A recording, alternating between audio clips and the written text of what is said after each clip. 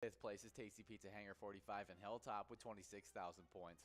With 33,000 points in fourth place, we got the American Legion Fridley. Then in third place, we got VFW Spring Lake Park with 44,000 points. With 46,000 points in second place, we got Anamia Vets Club. And in first place, with a total of 80,000 points, we got Carboni's Pizza, CR Billiards in Coon Rapids. Wow, I love keeping track of these standings, but make sure you guys are coming out each and every day from 4 to 6 to try your hand at the happy hour games.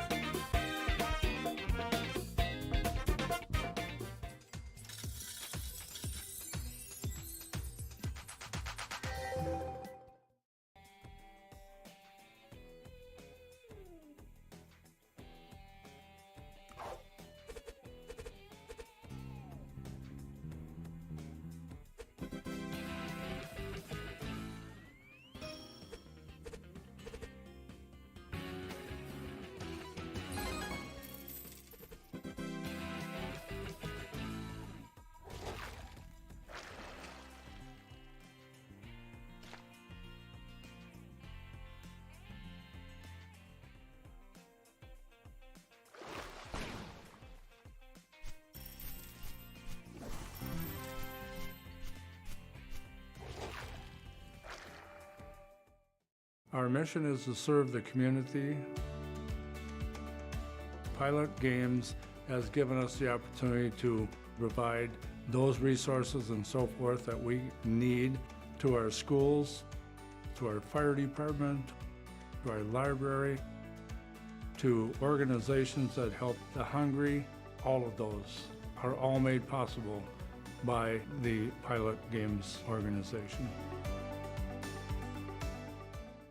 Hey everyone, we love our specialty nights. You can check those out on Tuesdays and Wednesdays, but they have been competing all season long already for these PGL standings. Oh yeah, and in 10th place, we got Tavern over at Claremont Pub with 222,430 points.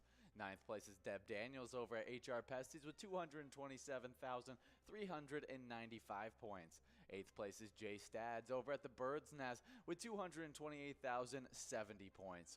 With 229,965 points. Hey guys, how's it going? Welcome to the Happy Hour broadcast. I am John, and we are co-hosting with Will. That's right, and we are live right now on Pilot TV, the Pilot Player Connect app, pilotgames.com/PilotTV, YouTube Live, and on the Twitch app too. Our channel name on both YouTube and Twitch is MegaSota, so be sure to check us out on there. We will send you out a little bit of Pilot Games luck if you guys check in with a comment. But of course, we have been sending out a lot of those new Pilot TVs to a lot of new locations, and we have some new locations to give a little shout out to. Oh yeah, they just unwrapped those shiny new Pilot TVs over at Municipal Liquor Store Moose Lake, Sidewinders, Polar Bar, as well as Roddy's Bar. Awesome stuff. Huge shout out to you guys. Hopefully you are having special luck with those new Pilot TVs, getting some more jackpots over there. But of course, speaking of jackpots, we have one right in front of us, just slipped out of the way, and the major jackpot is out of the way too, unfortunately. Let's take a look. We can get the mini jackpot. We got a pretty good run up at it. Okay, in Sports Chic, they got to be perfect. Not looking like we're going to get it. Moving on to the must-go of $3. Awesome stuff. Hopefully, we can get out a jackpot in the very next game. That'll definitely make it up. But of course, speaking of those jackpots I was just talking about, we have a ton of jackpots to go in from this past weekend, so definitely buckle up and get ready. We got over 25 jackpots, just exactly 25 jackpots for the rolling week, and 121 jackpots for Season 12 so far. It's been some really, really crazy stuff, so definitely stay tuned for these jackpots we're going to read out over this past weekend. Starting it off with Frex over at Chanticleer Pizza, Coon Rapids, taking away $782. Then we had Loin, the second biggest jackpot of the weekend, over at Woody's Bar and Grill, taking away $34,990. That's right, that was somehow the second biggest jackpot. Some pretty crazy stuff going on. But right after he won that crazy stuff, we had J.W. Breer over at Shoreline Restaurant winning $1,491. And then keeping it going was Jimmy over at VFW Northfield winning $701. Awesome stuff. And then up next, keeping the train going on Friday, it was Puddle72 over at Moe's with $721.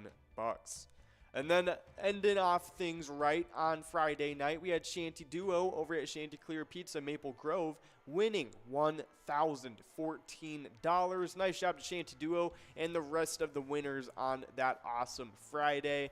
But we are just clicking away here on this must-go prize. We got, there it is. Triple win. Rona, Chelsea, and OK13 all splitting up that must-go prize. And we got today's lucky four numbers, 3, 4, 71, and 75. So our two lucky games are going to be games number 3 and 4. So definitely be sure to get enrolled for those lucky ones coming up next.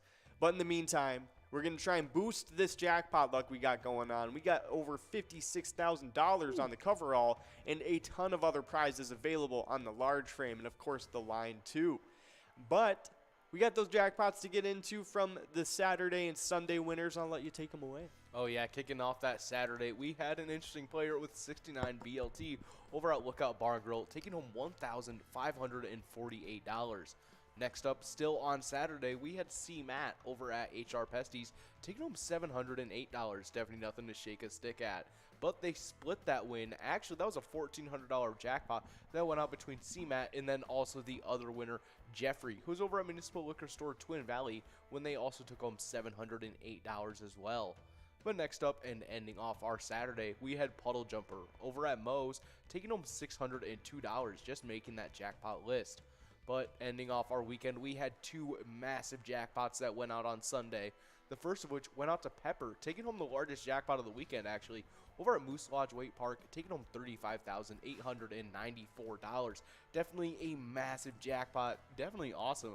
But next up and ending off our weekend, we had the third largest jackpot of the weekend going out to FJB over at Lino's Riverside Pub, who took home $10,263. Definitely boosting our totals for our total amounts for our jackpots this weekend. Yeah, 100%. Nice job to you guys winning those jackpots from this past weekend, Friday, Saturday, and Sunday, just keeping it 100 each day. But of course, we do have a little bit of something to get into. It is our brand new E-Tab game we just released. It's called Lots of Loons. It's a lot of fun. There is a lots of loons too. You can check out the Loons bonus round and try to win some of those biggest prizes. Definitely try it out. Let us know what you think. We love hearing your feedback about all the new stuff we're releasing here at Pilot Games.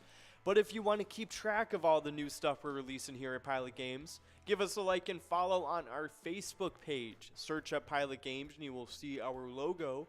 That way you can see weekly bingo schedules, event details and reminders, big progressives, player pictures, and of course a lot more than that too.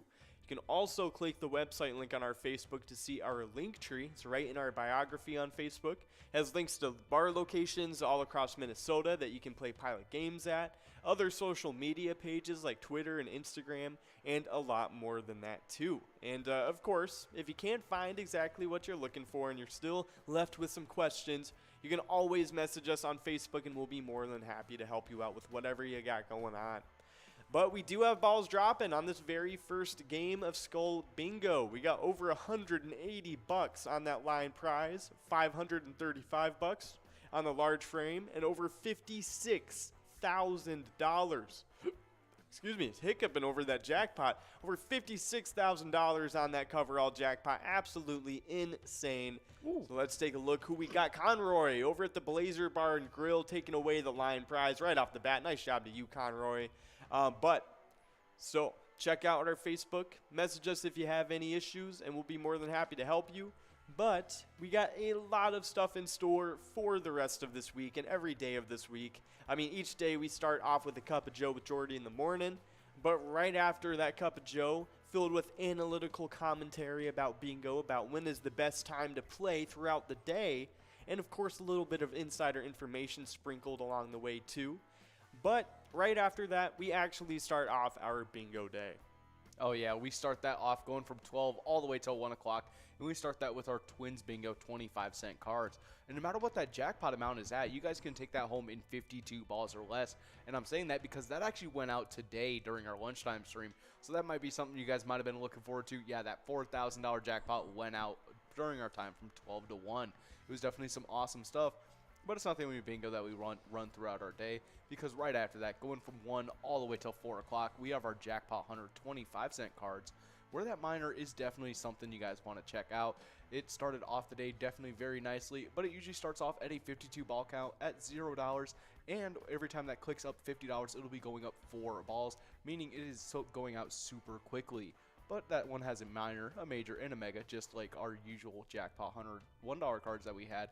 So it's definitely something you guys want to be checking out if you're missing that a little bit. 100%. So definitely check in with the Jackpot Hunter 25-cent cards and Twins Bingo. Both of them early on in the day, with Twins Bingo from 12 to 1 and Jackpot Hunter from 1 to 4 p.m. But of course, before I get into what we got from 4 to 6, I don't know, a little hint going on right here. We got Waldo over at CK Dudley's taking away the large frame and the coverall both at the same time. Nice job to you, Waldo. But we got from 4 to 6 p.m. the happy hour broadcast. It is definitely an awesome time. I mean, you guys are here right now having a great one. We got 2 games of Lucky 4 Bingo. The first one right at 4 p.m. You can get a chance at over $27,000 in jackpots. And of course, if you can't win the major, the mega, or the mini, you will get all of those jackpots transferring over to the second game of Lucky 4 Bingo. And we can play that one right at 6 p.m., right at the end of the happy hour broadcast. So definitely keep that in mind. Because we didn't give out any of those jackpots in the first game, all of them will be getting bigger and better going into the second game happening at 6 p.m. But until then, we do have all 23 games of Skull Bingo to get into. We just got into the first one, so now we have 22 games. But we have all the prizes available. The line prize is now over well over $100. I think over $150 now. The large frame jackpot is over $500, and of course that coverall jackpot, you can see it right there, over $56,300. Definitely some cool stuff going on. Get enrolled for this next game. All of these prizes are really winnable. The line is at 10 balls or less to win. The large frame jackpot is at 43 balls or less to win. And the coverall jackpot is at 50 balls or less to win. So definitely some nice chances at some nice prizes on this next game. But of course, after this happy hour broadcast, we do have some more chances at Skull Bingo coming up next. From 6 to 10 p.m., any of the jackpots that we do not win during this time of happy hour will be transferring over into the more Skull Bingo cards happening from 6 to 10 p.m. tonight. And of course, all the same prizes, all the same chances at prizes too. So the line still at 10 balls, same with the large frame and coveralls, still at the same ball counts. Just, if we happen to win any of the prizes, they won't be transferring over because they're already won. And of course, if we don't win any of the prizes, they'll all be going on bigger and better into those games later. But we do typically have a couple little game nights happening during that time. Every Tuesday and Wednesday, we have 2 PGL specialty nights, and they're pretty awesome, to be honest. Oh yeah, the first of which is our MegaSota game night, and that starts off at 6:40 every single Tuesday. Tony and Nikki take the helm, lead you guys through a ton of PGL action, including an extra game of Skull Bingo spread a little bit in the mix. But at the tail end of the night, when everything's all said and done, there's a Jackpot Jungle Grand Finale where in 54 balls or less, you could take home $26,811. Definitely something you guys want to check out with MegaSota Game Night. But that isn't the only specialty night that we have running throughout our week, because the next day we have TwinsWinsDay, and that goes from 7 to 9 every single Wednesday. Ian and Jordy take the helm, leading you guys through a bunch of PGL action, including some high and low games where the biggest loser can win the same prize as the biggest winner. So it's definitely a great time to check out. But there's going to be a different game tail ending the end of the night, different from our usual Jackpot Jungle, and it might be something you guys want to be checking out this Wednesday. Yeah, 100%. So it might be some more Jackpot Jungle coming at you guys, just resetting it, or it could be definitely a new finale coming to you guys. We'll have to wait and see what happens. But of course, we do have a winner. It is OG Kush over at the Mug taking away that line prize. Nice job to you, OG. But of course, we do have those PGL specialty nights 2 times a week. It's always a lot of fun. MegaSota game night, obviously, you guys know, it's the biggest gaming night of the week, so you should definitely tune into that one, especially considering that Jackpot Jungle jackpot over $26,000 and 54 balls or less to win. Not bad chances at all. But after those PGL specialty nights that we just talked about, we now have some national days to get into. And this first one is really cool. It is International Infinity Day. If you find yourself asking why August 8th is International Infinity Day, you're halfway there to celebrating. On this day, everyone has the opportunity to celebrate the number 8 in all of its uniqueness. Whether you're a deep thinker, a question box, or a problem solver, we encourage you to celebrate International Infinity Day with a thirst for knowledge. It's definitely some really cool stuff. I know we were talking about like 8 cool things about the infinity symbol that you might not have known, and there was like some theories in there with like universe talk and stuff like that. It was pretty cool. Yeah, it made you think a little bit. 100%, definitely a lot of thinking. Once we started talking about pi or math as a whole. Yeah, math. Yeah, just the concept of math at all. You know, oh my gosh. I don't want to speak about it as a concept. Yeah, I know. This is one of those things. It's just so. It's like time. Exactly. But we do have a winner. We got Batman over at Frank's Bar taking away the large frame. Nice job to you, Batman. Oh yeah. Yeah, time is crazy because it's like, dude, like we're just basing time based on how many times we revolve around the sun. Yeah. Like that is time. Okay. All right. But we do have a winner. We got Waldo over at CK Dudley's taking away the coverall prize. Nice job to you, Waldo. But anyways, so moving on past what humans can comprehend. Yeah. We have 8 infinity facts that will probably blow your mind and leave it thinking a little bit. Well, starting it off, we got the infinity symbol itself. So as you guys know, infinity does have its own special symbol. The symbol, sometimes called the lemniscate, was introduced by clergyman and mathematician John Wallis in 1655. The word lemniscate comes from the Latin word lemniscus, which means ribbon, while the word infinity comes from the Latin word infinitus, which means boundless. Wallis may have based the symbol on the Roman numeral for 1,000, which the Romans used to indicate countless in addition to the number. It's also possible the symbol is based on omega, or the last letter in the Greek alphabet. The concept of infinity was understood long before Wallis gave it the symbol we use today. Around the 4th or 3rd century BCE, the Jain mathematical text Surya Prajnapti assigned numbers as either innumerable, or infinite. The Greek philosopher Anaximander used the word ape iron to refer to the infinite. Zeno of Elea, born circa 490 BCE, was known for paradoxes involving infinity. And actually, the next fact is literally about one of those paradoxes they talked about. Yeah, that one being Zeno's paradox. Of all of Zeno's paradoxes, the most famous of his paradox of the tortoise and Achilles. In the paradox, a tortoise challenges the Greek hero Achilles to a race, providing that the tortoise is given a small head start. The tortoise argues that he will win the race because Achilles catches up to him. The tortoise will have gone a bit further, adding to the distance. In simpler terms, consider crossing a room and going half the distance with each stride. First, you cover half the distance with half remaining. The next step is half of one half or a quarter. 3/4 of the distance is covered, yet the quarter remains. Next is an eighth, then the 16th, so on and so forth.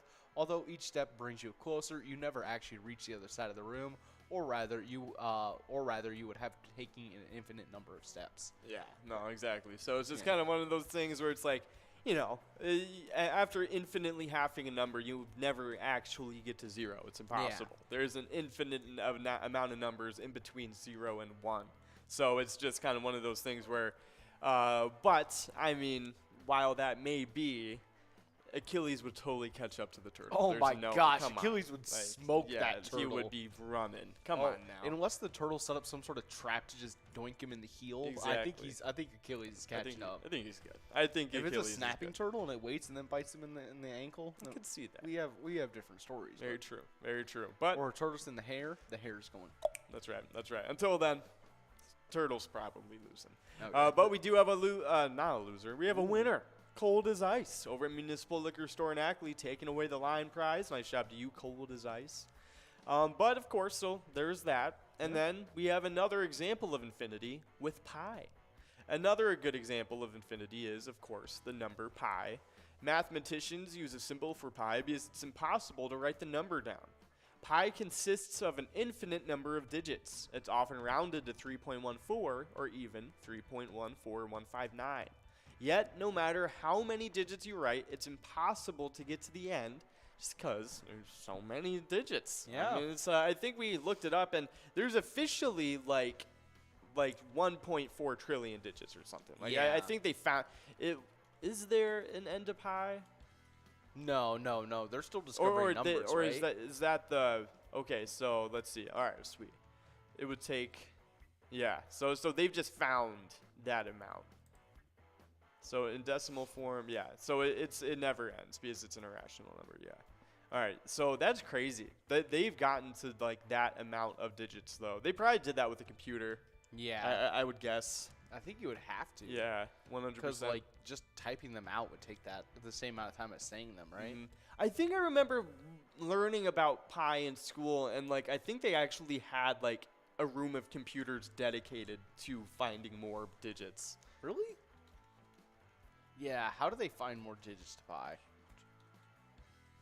Let's see. Okay, yeah. So the very first computer took 70 hours to calculate pi to 2,037 decimal places. So let's take a look. But we do have a couple winners. We got Forget UD over VFW Austin, OG Kush taking away another large frame, and of course the Coverall 2 over at the Mug. Nice job to all the winners on this game. You guys are doing great today. So definitely some good stuff. So let's see. So computers calculate the value of pi for up to trillions of digits by making use of infinite series formulas that have been developed by mathematicians. So basically the mathematicians will make up the formulas and input them into the calculator or computer, and then the computer will compute. Yeah. That's pretty interesting. Yeah, that's pretty cool. Wow, I so can't believe they just like have stuff that just does that.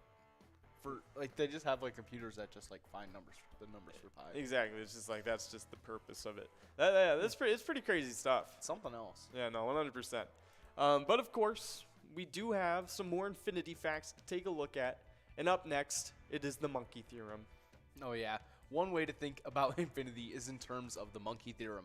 According to the theorem, if you give a monkey a typewriter in an infinite amount of time, eventually it'll write Shakespeare's Hamlet.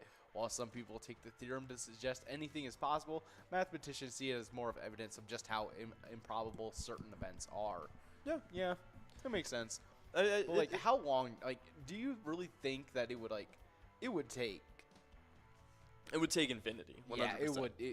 There's no way to like. It's one of those things where It it's wouldn't- like, if you put a monkey in a room for like its whole lifetime, it's never gonna do it. Maybe like with a computer somehow. Yeah, like Not a typewriter. Yeah, with a computer that like actually just like it literally just inputs random letters, like Yeah. completely random.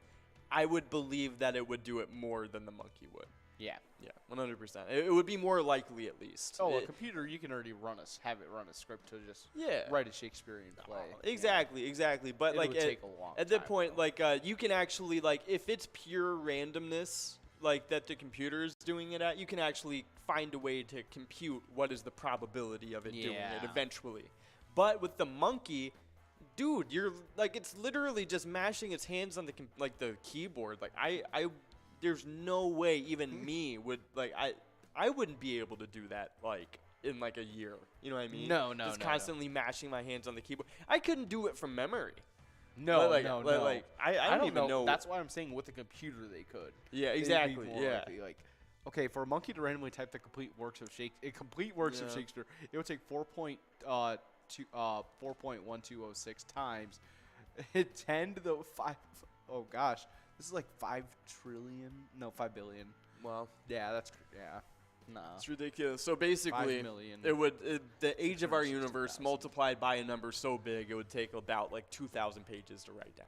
Yeah, That's But that's for the ridiculous. complete works of Shakespeare, not just Hamlet. Yeah, not just. Oh, so Hamlet would be a little bit more realistic. Yeah, maybe like Maybe like a couple numbers down. Yeah. But of course, we do have Wheezy over at Double R Saloon taking away the line. Nice job to you, Wheezy. Yeah, making it a little easier to beat Wheezy. 100%. It ain't easy to be Wheezy. But of course, let's see. Monkey Theorem. All right, out of the way. Yeah. Up next, Fractals and Infinity. This one is probably a little bit more crazy. into the unknown. So basically, if you guys know what a fractal is an abstract mathematical object used in art and to simulate natural phenomena. Written as a mathematical equation, most fractals are nowhere differentiable. When viewing an image of a fractal, this means you could zoom in and see new detail. In other words, a fractal is infinitely magnifiable. The Coach snowflake is an interesting example of a fractal. The snowflake starts as an equilateral triangle, and then for each iteration of the fractal, 1, each line segment is divided into 3 equal segments. Then 2, an equilateral triangle is drawn using the middle segment as its base, pointing outward. And then 3, the line segment serving as the base of the triangle is then removed. The process may be repeated an infinite number of times. The resulting snowflake has a finite area, yet it's bounded by an infinitely long line. So yeah, there you go. Interesting. Yeah, very interesting stuff. Yeah, just fractals, abstractals, all of the above. But anyways, this next one is a little bit more easier to swallow because it does hail back to a saying that we had when we were kids. But before we get into the different sizes of infinity, we got Batman over at Frank's Bar taking away the large frame. Nice job to you, Batman. Does Batman really need more money? Oh, hey, but Dave over at CY's Bar and Grill taking away the coverall, and we had Wheezy over at Double R Saloon take away the jackpot on the line, actually. Over $324 for Wheezy. Awesome stuff. Maybe it is easy to be Wheezy. It really is. It is. It is. Nice job to you, Wheezy. Wow. Nice job. But of course, we do now have the different sizes of infinity to get into. Yeah. Infinity is boundless, yet it comes in different sizes. The positive numbers, those greater than 0, and the negative numbers, those smaller than 0, may be considered 2 infinite sets of equal sizes. Yet what happens if you combine both sets? You get a set twice as large. As another example, consider all of the even numbers an infinite set. This represents in an infinity half the size of all of the whole numbers. So yeah, another example is simply adding 1 to infinity. The number infinity plus 1 is greater than infinity. That's right. Indeed. Yeah, that's right. So all your arguments on the playground actually were valid. Technically, on a mathematical standing, they were. Yeah, no, they were indeed. They were valid points. 100%. Yeah, no, it's funny just like knowing that like you can like take half of infinity. That is like an actual thing.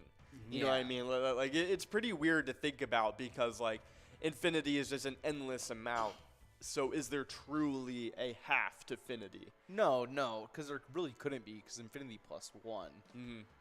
Right? Yeah. So like there's no end to infinity, so yeah, it's weird. It's really interesting. It's because like it's technically true. Yeah. But it's like also because like you have to think so if you take all of the even numbers, that is still less than all the whole numbers. Yeah. You know what I mean? Or all the even numbers will be less than all real numbers.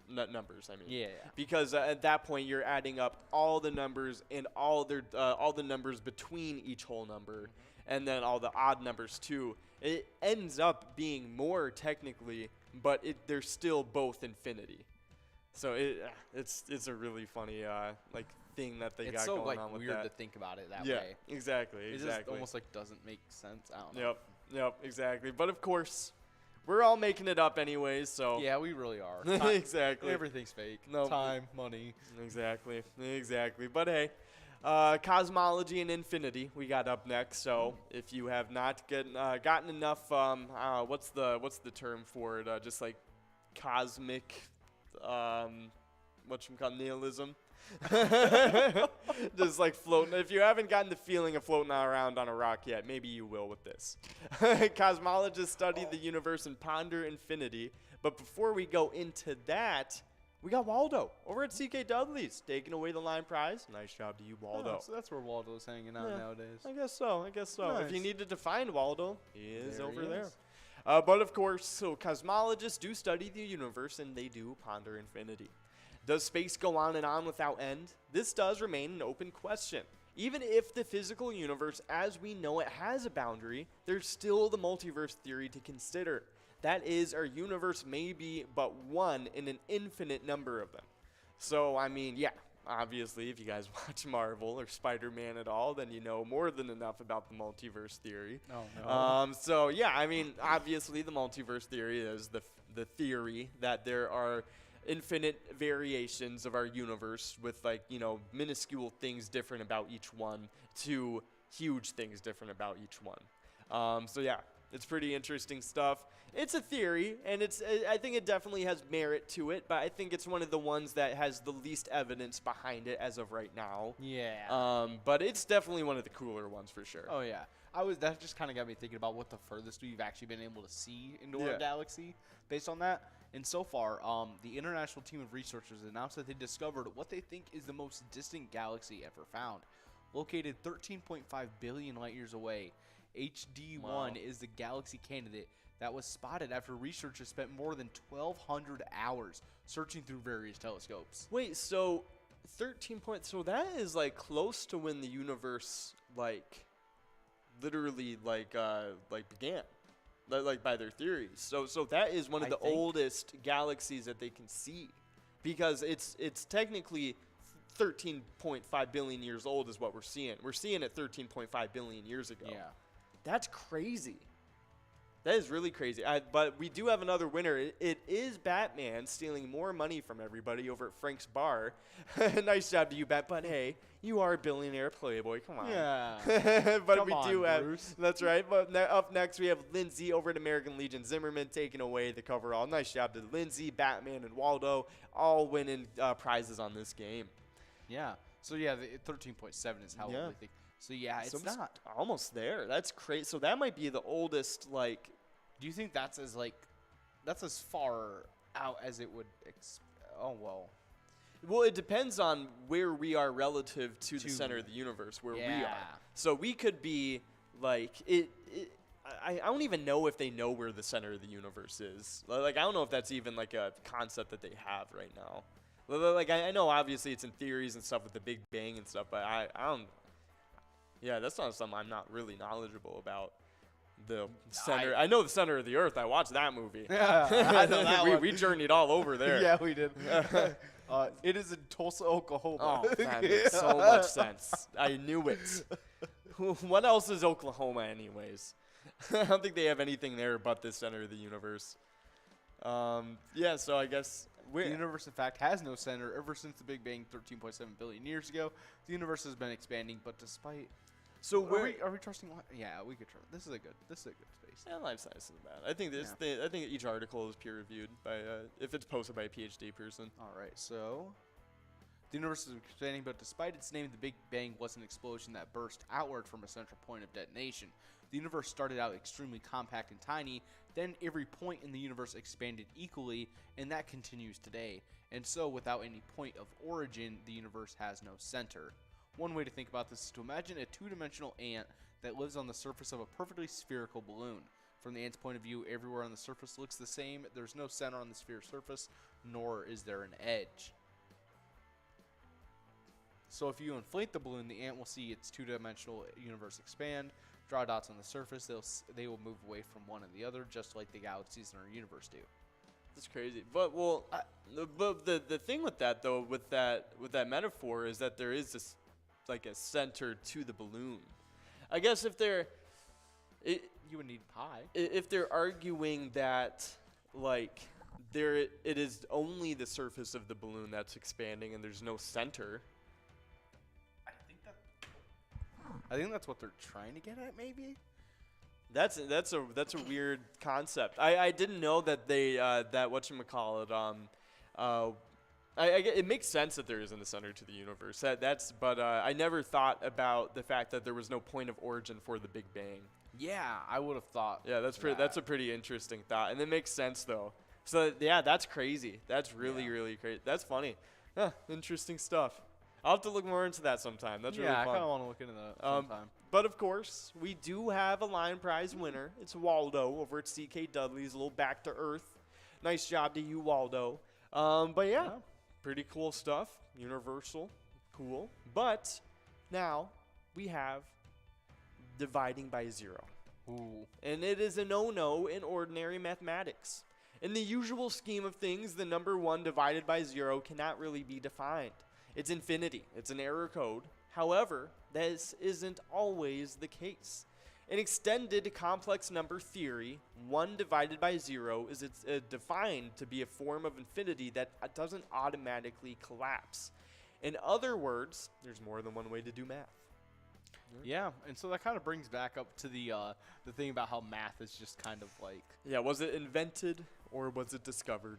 Yeah, because I guess it could be used as like another form of like language. Yeah, no, you could definitely like argue that like is literally just a form of language. It's how the it's how the universe speaks. I don't know. Yeah, I mean like you can. Something weird like that. There is a way to communicate through numbers, and there's a way to communicate through like mathematics and stuff. And yeah, I mean you can definitely like. It's one of those things where it's like, oh, like, you know, like you find a way to communicate how big is this object, you know what I mean? Like, and so you use mathematics to translate it to terms that you can understand.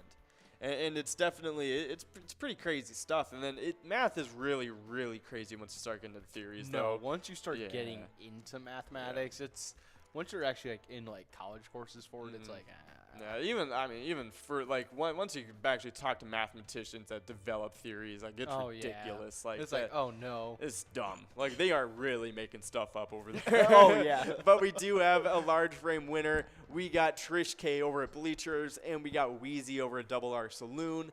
Splitting up the large frame. Nice job to you guys. And then Trish K over at Bleachers took away the coverall all on their own. Nice job to you, Trish K. And of course, the rest of the winners.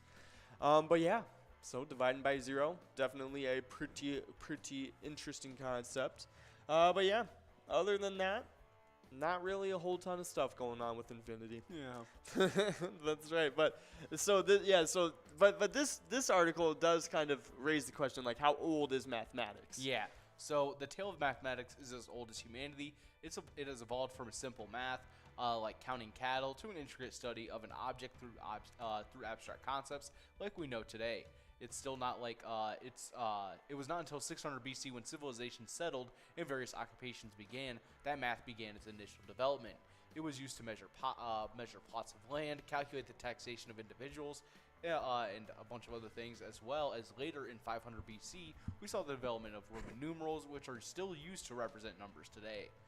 Scientists believe that thousands of years ago, basic mathematical functions like addition and subtraction might have appeared at the same time, but in different places like India, Egypt, and Mesopotamia, which is, we all know, the first civilization on Earth. Advanced math dates back to Greece over 2,500 years ago when mathematician Pythagoras offered his famous equation, the Pythagorean theorem.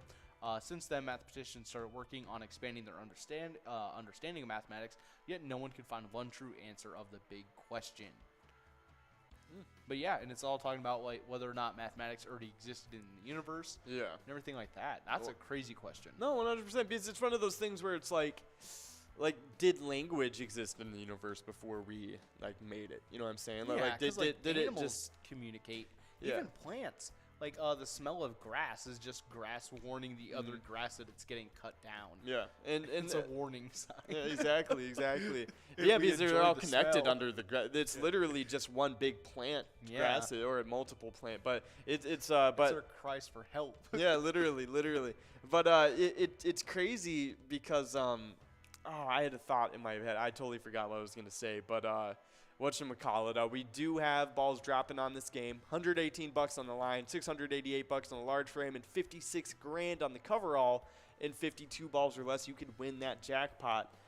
But about like how language, if it was always here. Oh yeah. So there's actually, they found that there's evidence that we already know like a little bit of language when we're born.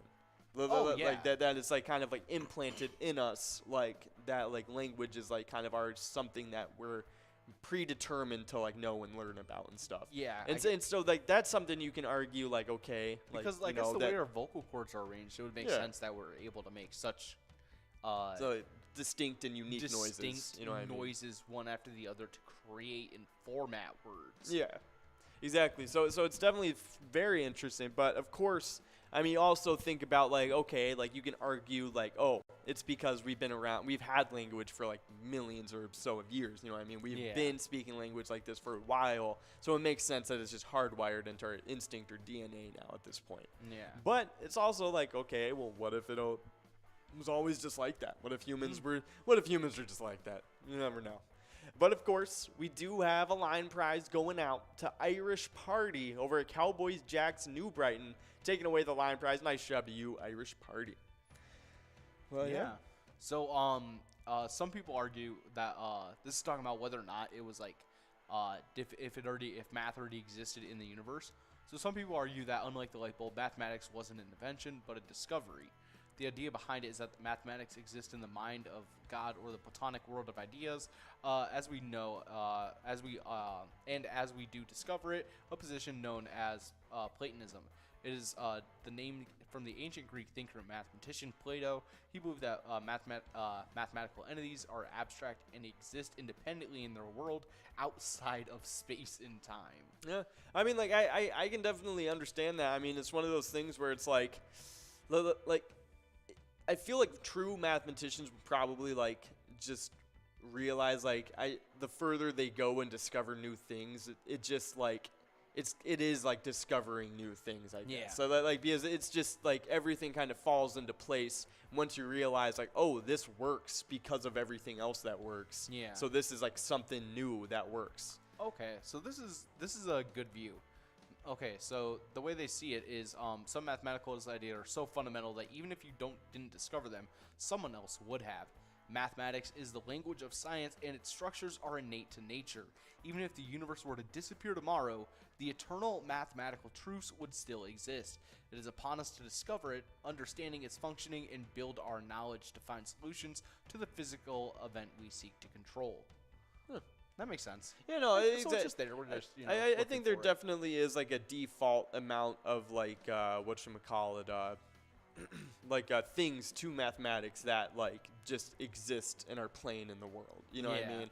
And I think that makes sense. Just like being able to like count like, oh, how many sheep are there in the field over there? Yeah. It's like that is a very base default mathematics, like 1, 2, 3. There's 3 sheep. Yeah. You know what I mean? Or like or just like kind of like Because it couldn't be any other number. yeah, exactly. And then like, oh, hey, there's 2 fields. How many sheep are in both fields together? It's like, oh, 3 sheep over here, 2 sheep over here. Like, yeah, because like even if it were to say like, oh, like in a different language, it's still saying the same number. It's saying the same thing, exactly. So if like aliens were like, oh, that is like, Blegon.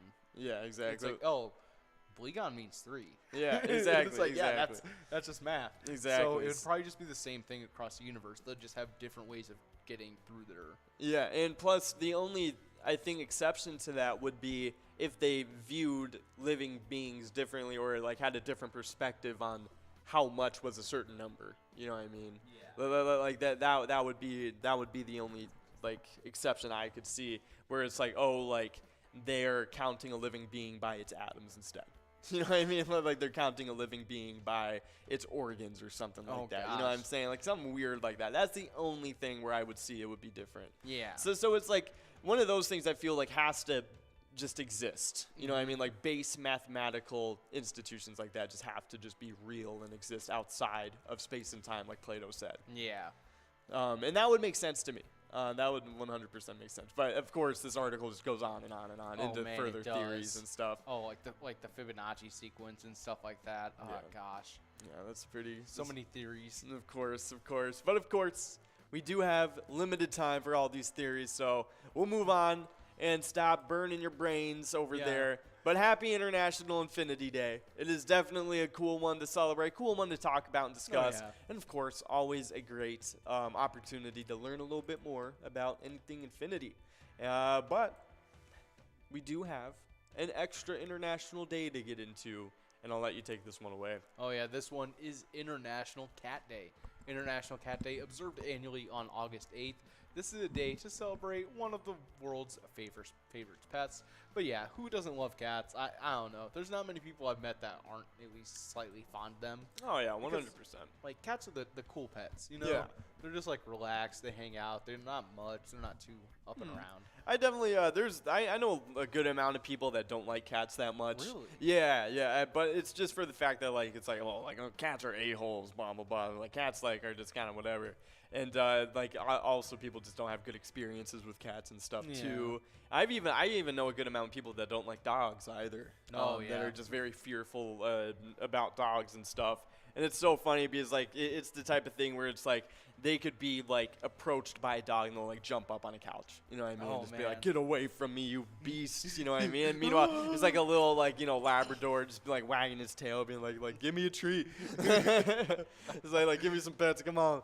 But of course, we do have the line prize going up to Waldo over at CK Dudley's. Nice job to Waldo. But yeah, it's just one of those things where it's so funny how differently people view like different animals and stuff. Oh yeah. Because it's like people will like be totally chill with horses, you know what I mean? Oh, totally man. cool with it. And then like they'll see a squirrel outside and be like, "Oh my god, like get away from me." Oh yeah. You know what I mean?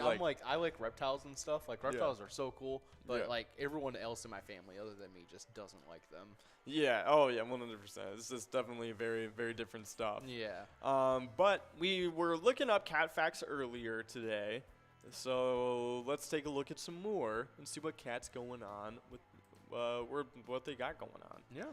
Let's take a look. But before we go, we got Lindsay over at American Legion Zimmerman taking away the large frame. Nice job to you, Lindsay.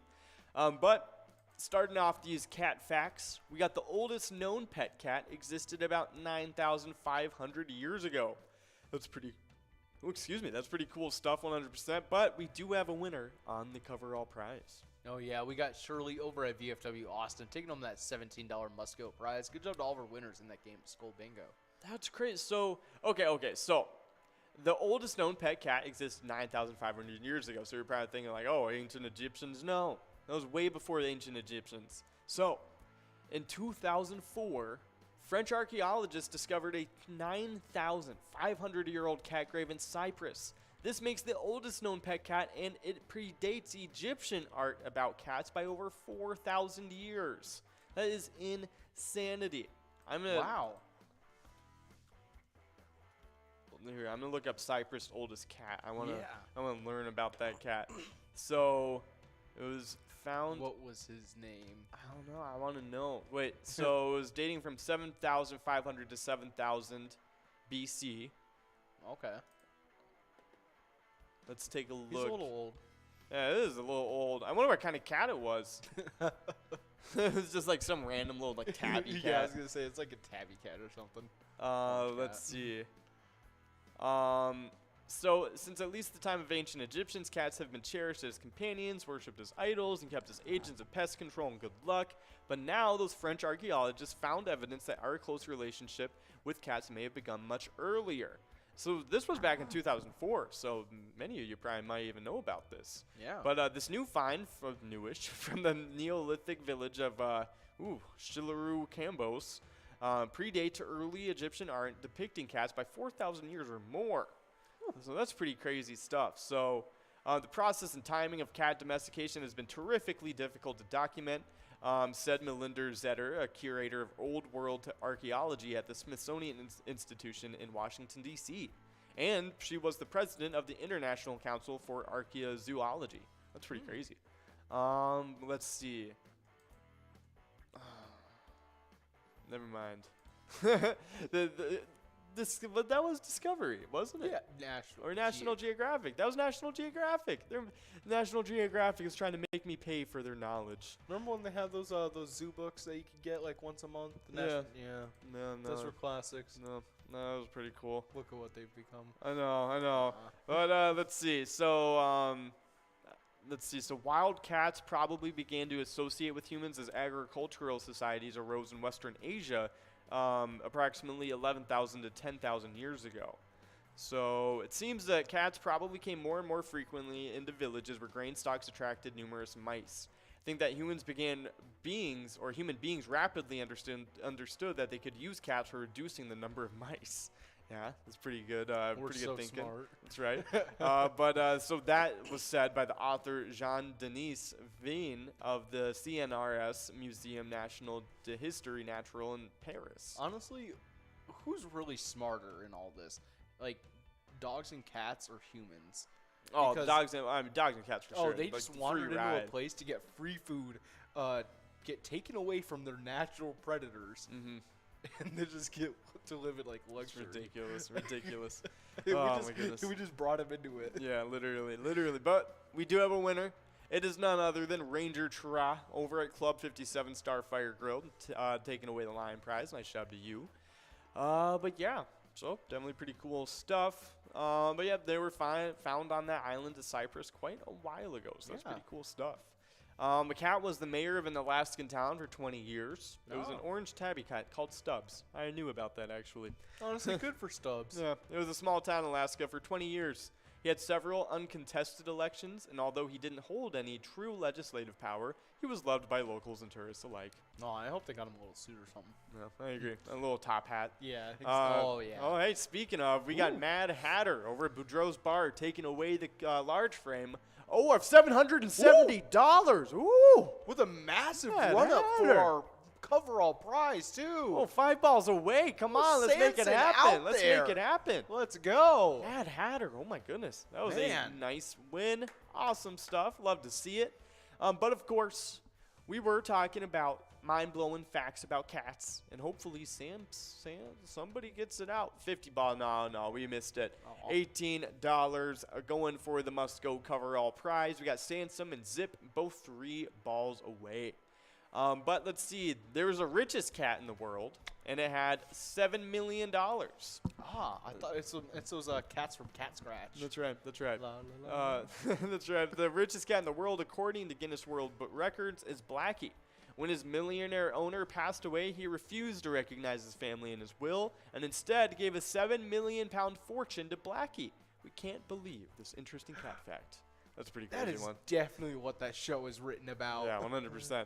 But of course, we do have Funk over at Carboni's Pizza, CR Billiards, taking away the coverall. Nice job to you, Funk. But yeah, richest cat in the world, 7 million pounds. Pretty crazy stuff. But this is interesting. So cats actually walk like camels and giraffes. Oh, I don't want to think like that. Their walking sequence is both right feet first, followed by both left feet, so they move half of their body forward at once. Camels and giraffes are the only other animals to walk like this. So they move their entire left side at once, but only the right side once at a time? So it's both of the right feet first, and then both the left feet. So they like go like this, like. Nah, Mike. Yeah. I don't know. Do they gallop like a horse? like. like putting their back The way feet you like just did that's like how Wolverine was yeah, running through the woods. literally. This is how cats stay running. That's pretty funny. They have a little video, so we'll Okay. inspect it for you guys. Yeah, because I'm gonna need to see a little bit of proof here. Yeah, this is an interesting one. Cat walking. Okay. Right rear, right front, left rear, left front. All right, they got a couple different angles. Let's take a look. All right, suspense. So yeah,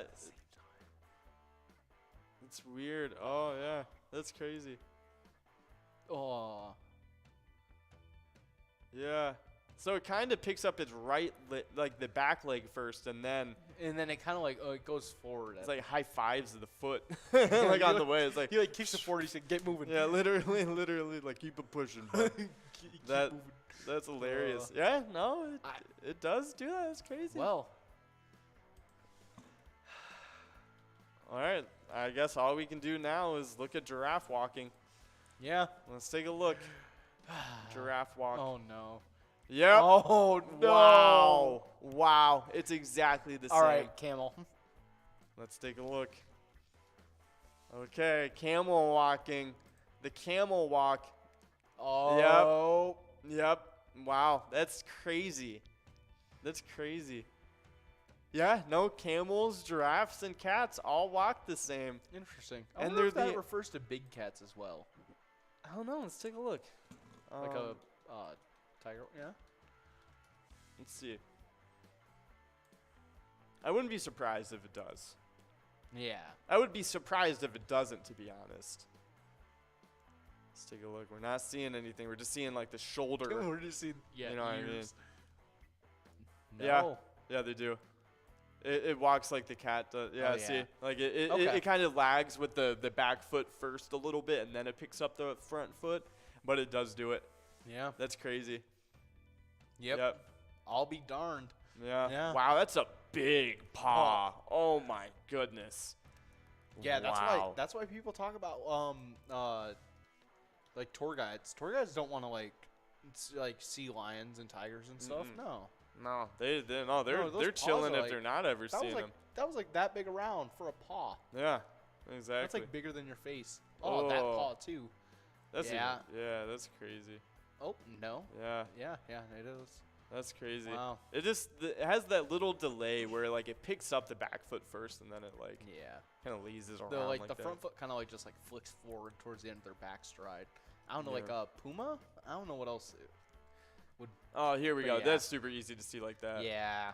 That's crazy. Yeah. Wow. Well, all hey, cats. if you guys were wondering, small cats, big cats, they all walk like camels and giraffes. And they're and also just to make it even more like interesting, they're the only animals that walk like that too. That's just Camels, messed up. giraffes. See, it would make sense to me if camels and giraffes walk the same. Like Yeah, it does yeah, make yeah. sense to me. I'm like, okay, but But, the like- fact that cats are in that category too, that's really weird. They to me. learned that from somewhere. Yeah, exactly. That's it's an interesting thing. That's pretty funny though. But of course, we do have a couple winners. We got Path over at Cowboy Jackson Otsego taking away the line prize, and Forget UD over at VFW Austin also splitting it up with Path. Nice job to you guys. But of course, we do have another. Okay, all right. We got three more facts to get into. I was making sure the next one was like, if it was cool enough, I would have insinuated, but we got three more cat facts for you guys. But starting it off, we got Spen over at Don's Corner Bar taking away the large frame. Then we got TSF over at Concordia Lanes taking away the coverall. Nice job to all the winners on this game. But I'll let you take away this next little fact. All right. If you guys knew who invented the cat door, you guys are wrong because it is actually Isaac Newton. The scientist is most famous for calculating gravity, but it is also believed that Isaac Newton invented the cat door. How stuff works, writes that when Newton was working on his experiments at the University of Cambridge, he was constantly interrupted by his cat scratching at the door. So he called the Cambridge carpenter to saw two holes in the door, one for the mother cat and one for her kittens. Apparently, these holes can still be seen at the university today. Let's take a look. Yeah, let's take a look at Isaac Newton's cat doors.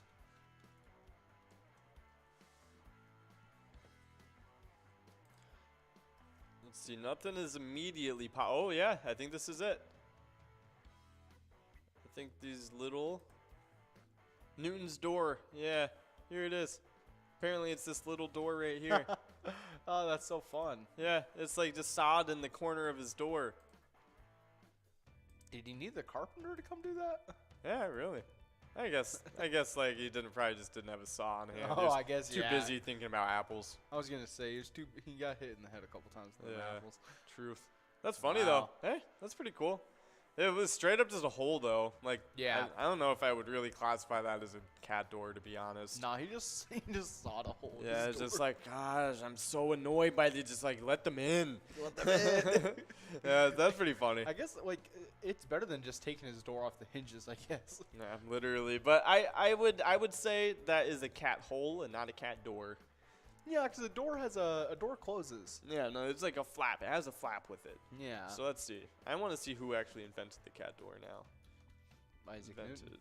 yeah, let's see who invented the cat door officially. The cat flap? No, it still says Sir Isaac Newton. Let's see. Wow. So it's commonly attributed to Sir Isaac Newton. Yeah. Wow. That's pretty funny. So I guess because somebody like probably just saw that he did it and was like, "Oh yeah, I'm totally making that a door." No man should be able to have gravity and cat doors under his belt. I wonder That's who not fair. So the more important question, I guess, is who patented the cat door?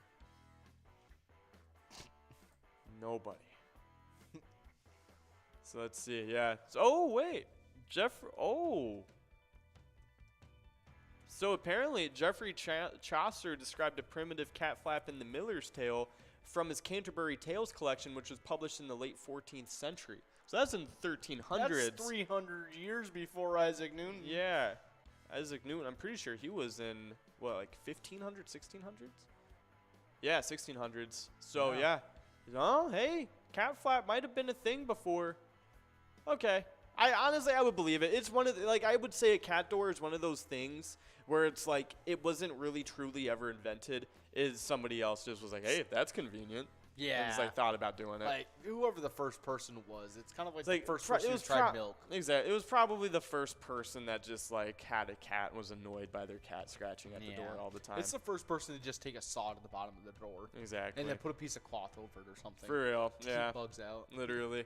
But of course, we do have a line prize winner. It's Funk over at Carboni's Pizza CR Billiards. Nice job to you, Funk. But we have up next for our last cat fact. Actually, second to last. I guess I'll give you the other one. In 1963, a cat went to space. You've heard of monkeys and dogs in space, but did you know that a cat also braved the great unknown? On October 18th, 1963, Felicette, also known as Astro Cat, was the first and only cat to go to space. Yeah, I'm that's guessing- actually no, that's a sad story. Yeah, I was about to say, I'm guessing like it didn't come back like the other No, ones. no. Oh. Felicette came back. Oh. They ended up doing like testing and stuff, and I think it's Yeah. Unfortunate. I think she did a lot more than go to space though. Wow. Proper. Oh, wait. So first cat in space to receive a proper memorial. Interesting. But we do have a winner. We got Annie over at Castaway's Isle taking away the large frame. Nice job to you. But let's see. So, oh, interesting. Oh, so it was a French cat. So apparently they're trying to like actually like whatchamacallit, properly like kind of like recognize what they did and the contributions the cat made to the to the mission and stuff. Would make sense, to be honest. Yeah. I mean, like the mission wouldn't have happened without this specific cat. Like, let's be real. It's not like one of the scientists was going up there themselves. Yeah. Which no, they were too scared to. But of course, nice job to Annie taking away that last coverall prize, and of course the large frame as well. But we do have this next game to get into. Only about a minute and a half left to do so. We got over $56,000 on that coverall jackpot, and a ton of awesome prizes on the line and large frame as well. But yeah, definitely some really cool stuff going on with that. Definitely cool cat facts. But we do have one more, and it is ancient Egyptians would shave off their eyebrows when their cats died. According to Ancient History Encyclopedia, Herodotus wrote in 440 BC that when a pet cat died in ancient Egyptian times, the family members would shave off their eyebrows in mourning. Yeah, that was pretty crazy. Yeah, that'd be something I would. I guess I would try that out. Yeah, I feel like that definitely, it definitely goes a lot to say, like, that they very much considered the cat part of their family. Yeah, it's pretty cool. I respect that. Yeah, definitely very, really cool very stuff. nice. Yeah, 100%. I feel like it's very wholesome. I respect the Egyptians for that. That's real. That's real. But of course, we do have, we have our next national day up. But of course, happy International Cat Day, everybody, especially to you cats out there. But for this next one, it is National Dollar Day. National Dollar Day on August 8th commemorates the day Congress established the U.S. monetary system in 1786. So, let's take a look how they've been doing with that monetary system since 1786. Yeah. Federal debt total. Let's take a look at what we're at that also shows now. us how much our dollar is worth based on compared to Oh, the this rest is of the the economy. other one. Nah, we got to look up the U.S. Yeah, debt clock. I like the clock. It's like the U.S. debt clock. Yeah. Yeah. Let's There take we a look. are. Yeah, over 30 trillion. In case you were wondering, because it is National Dollar Day. That's probably the biggest dollar amount in the U.S. right now. But if you didn't know, that debt per citizen, it is $92,000. And that debt per taxpayer, so that is probably, hopefully, applying to all of you in the bar right now. Invasion. I won't tell. But $243,000 per taxpayer. Definitely some interesting stuff going there. Yeah. Yeah. But hey, it is what it is. Yeah. Let's see what U.S. dollars are based compared to other currency. Oh, we have we go pretty strong against most other currencies. But we do have a winner. It is Funk over at Carboni's Pizza CR Billiards, taking away the line prize. Nice job at you, Funk. Yeah. I don't think there is too many other currencies that are like better than ours. Yeah. Most valuable currencies. Let's take a look. 7 currencies worth more than the U.S. dollar. So the euro is the main rival of the U.S. dollar in international markets. It was slightly more in 2020, but it fluctuates over the years, so kind of exchanges. Yeah. In general, more valuable currencies obviously tend to be stronger. Let's see. So, however, some strong currencies, such as the Japanese yen, are less valuable because of the effect of inflation that occurred decades ago. So, yeah, that's why it's like they have a ton. Like, it's 1,000 yen, but it still, like, holds up against other currencies. Yeah. So, let's see. 1 euro equals $1.07. That's as of May 2022. So, interesting stuff. So, that actually, the last couple of years, though, the U.S. dollar has actually been strengthened against the euro. No. The Cayman Islands dollar. Wow, $1.20. No. That's pretty significant. Yeah, that's like 2 whole dimes. Well, the British pound. That's pretty interesting. Whatchamacallit? Yeah, I thought it was actually worse. Okay, so apparently since the 1980s, it's kind of regained its old advantage. Okay, good for you guys. But we do have Nick JP over at Trail Stop Tavern taking away the large frame. Nice job to you, Nick. But up next, the Jordanian dinar. So that's pretty interesting stuff too. It's worth $1.40 to $1. Wow, that's pretty crazy. The Omani Real, that's $2.60. Whoa, that's crazy. That is really crazy stuff. But we do have a winner. It's Let's Go over at VFW Columbia Heights and Lindsay over at American Legion Zimmerman. Both of them splitting up that $13 must go. Nice job to the both of you. But what were you saying? I was just looking at like why it's so high. Yeah, that's pretty crazy. I guess it's on a fixed exchange rate. Yeah, so they've generally restricted the money supply to protect the country against war and conflict in the Middle East. That's impacted the country's inflation rate. In addition, lending practices in Oman tend to favor risk-averse companies and business adventures. Interesting. Yeah, so it's very, very business-friendly, apparently. Yeah. And they keep all the money in rather than out. So that makes sense. It makes sense. A lot less, chaotic, I guess. But up next, the Bahraini dinar. It's $1. So every U.S. dollar is $2.65 there. So $1 equates to $2.65 here. That's pretty crazy. Yeah. So 1 KWD is up next, and that's the Kuwaiti dinar. So it's a little different, but it's a different country. So it's worth $3.26, and that's the most valuable foreign currency. That's great, and it doesn't rely on a pegged a pegged exchange rate. That's crazy. It floats freely. Interesting. So substantial oil production has helped to augment Kuwait's and support the value of the Kuwaiti dinar. Over the years, Kuwait has amassed a significant sovereign wealth fund.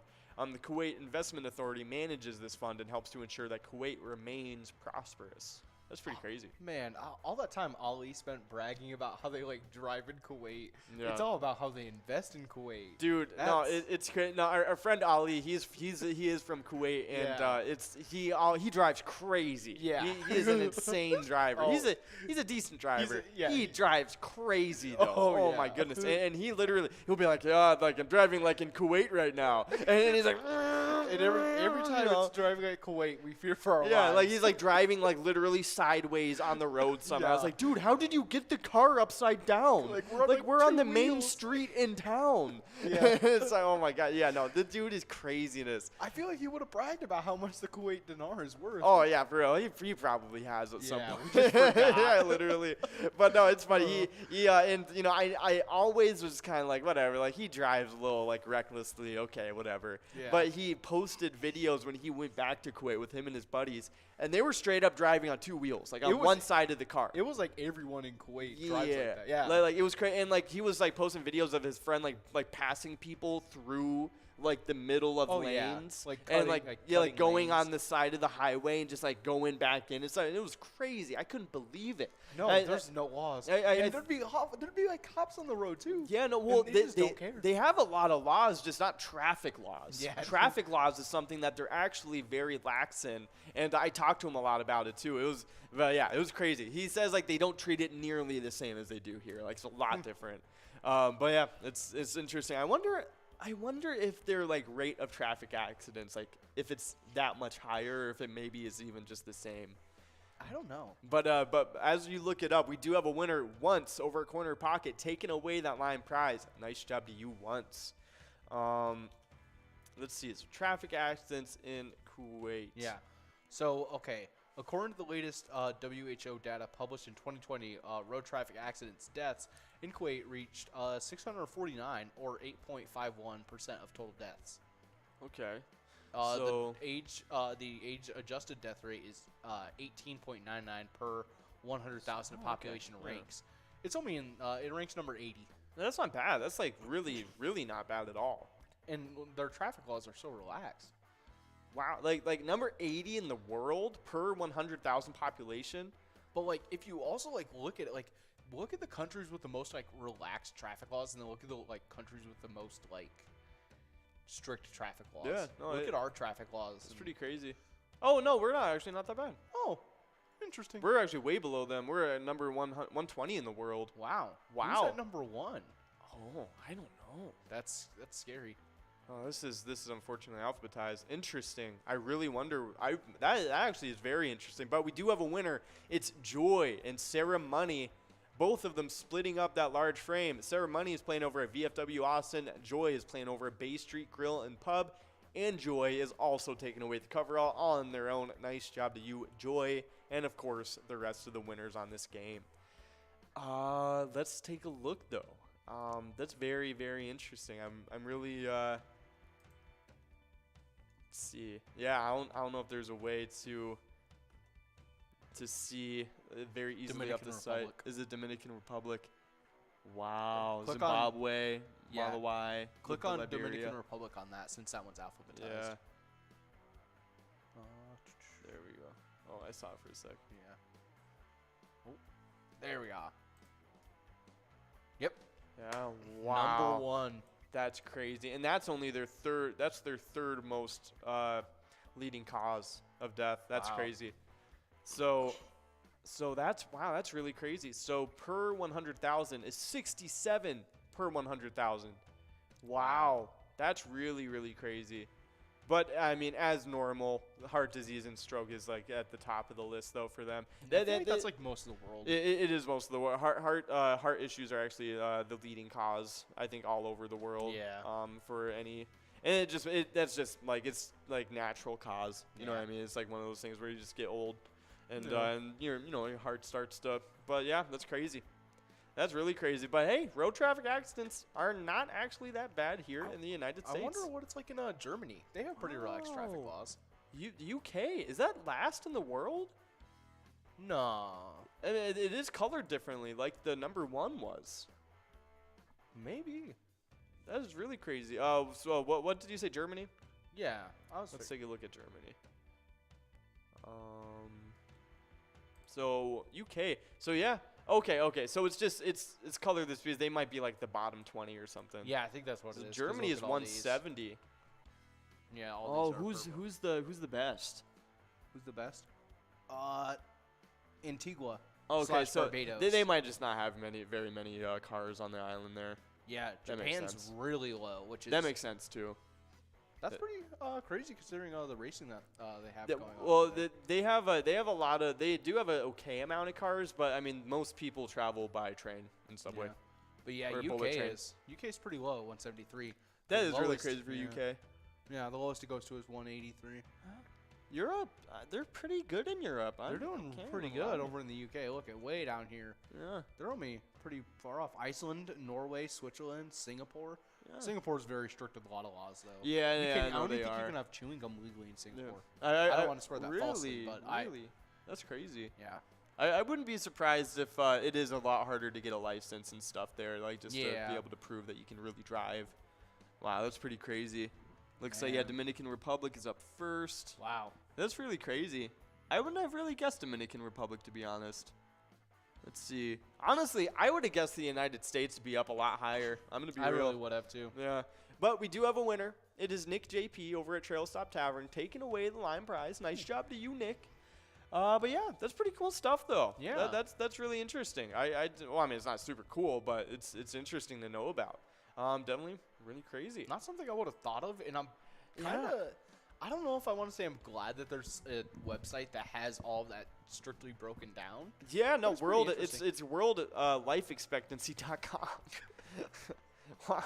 And And it I goes guess over everything. it's pretty cool because like you can kind of just look up like, oh hey, you know, like I'm going to this country, like am I gonna like you know have a terrible time driving?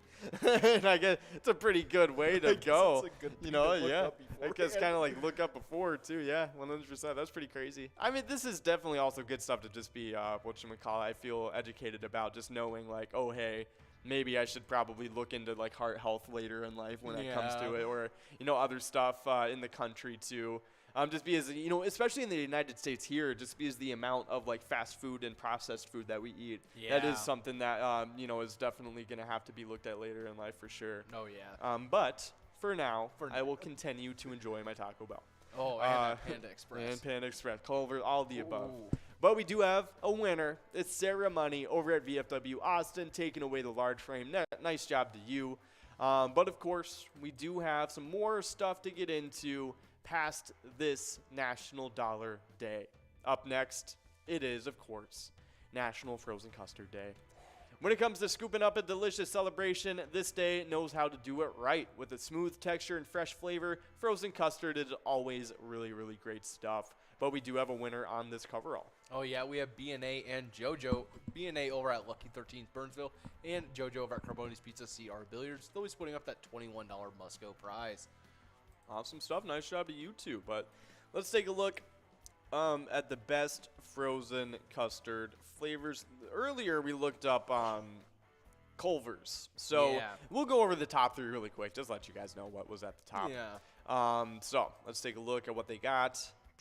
Chocolate eclair, honorable mention. That one was pretty Yeah, cool. chocolate eclair should Yeah. have been It there. had Bavarian cream, like puff Chocolate- pastry and chocolate in it. Chocolate eclair should have replaced the Andy's Mint Avalanche. Okay, yeah, that is what is in third. Andy's Mint Avalanche has Andy's little candies, Oreo pieces, and of course hardened chocolate like syrup in there too. Yeah, So, which is the same exact ingredients as another ice cream that was on the same list. exactly.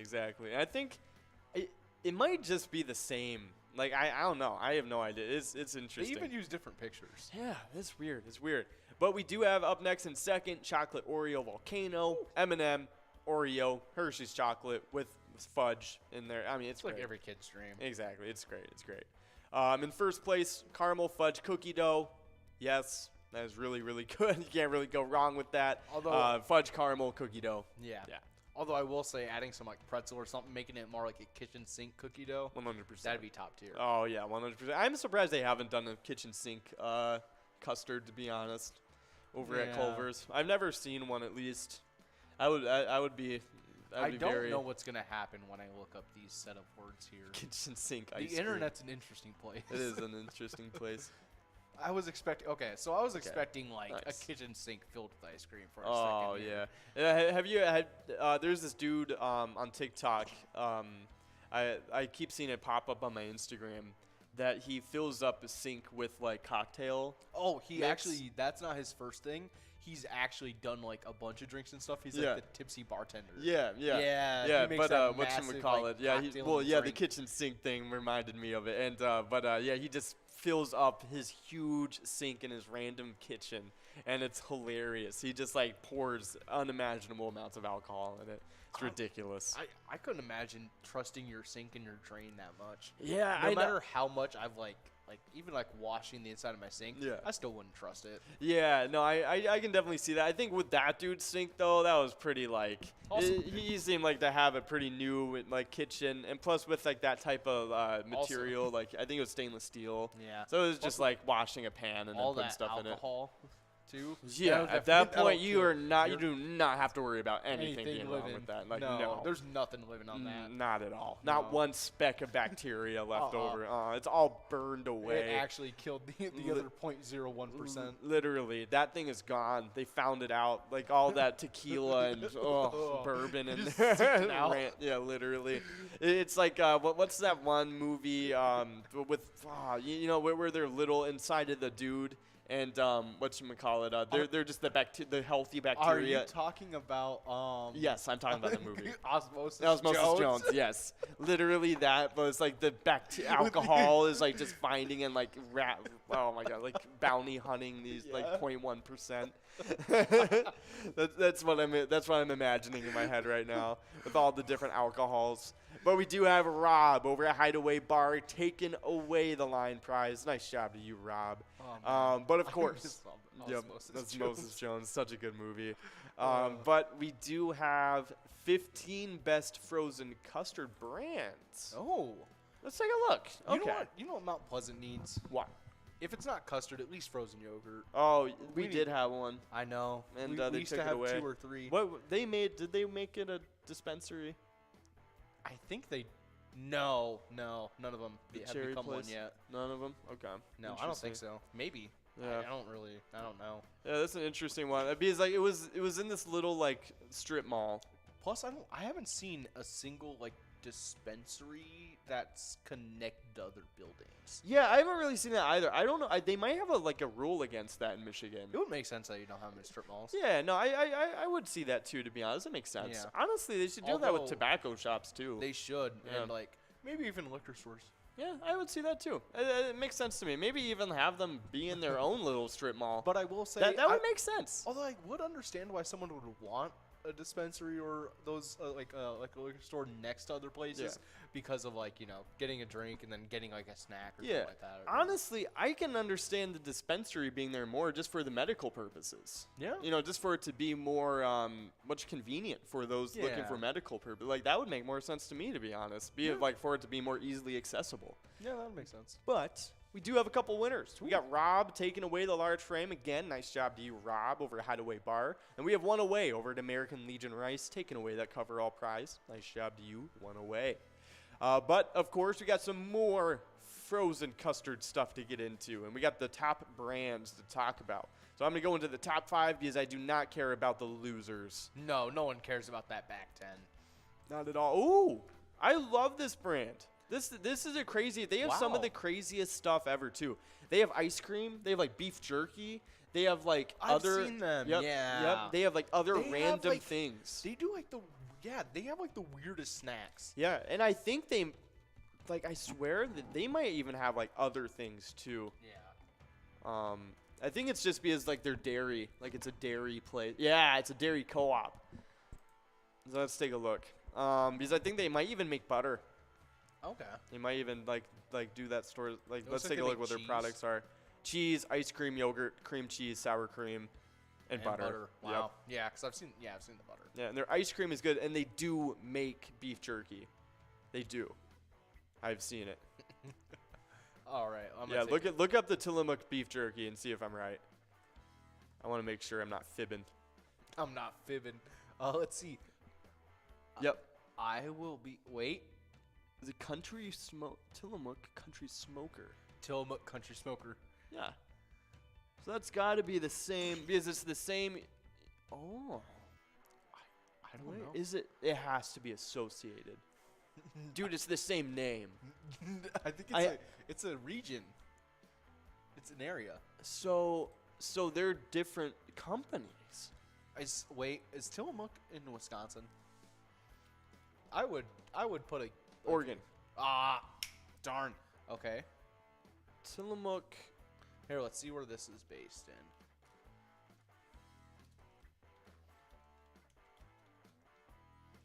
I think they're made in Oregon. Yeah, Oregon. Okay. 1975.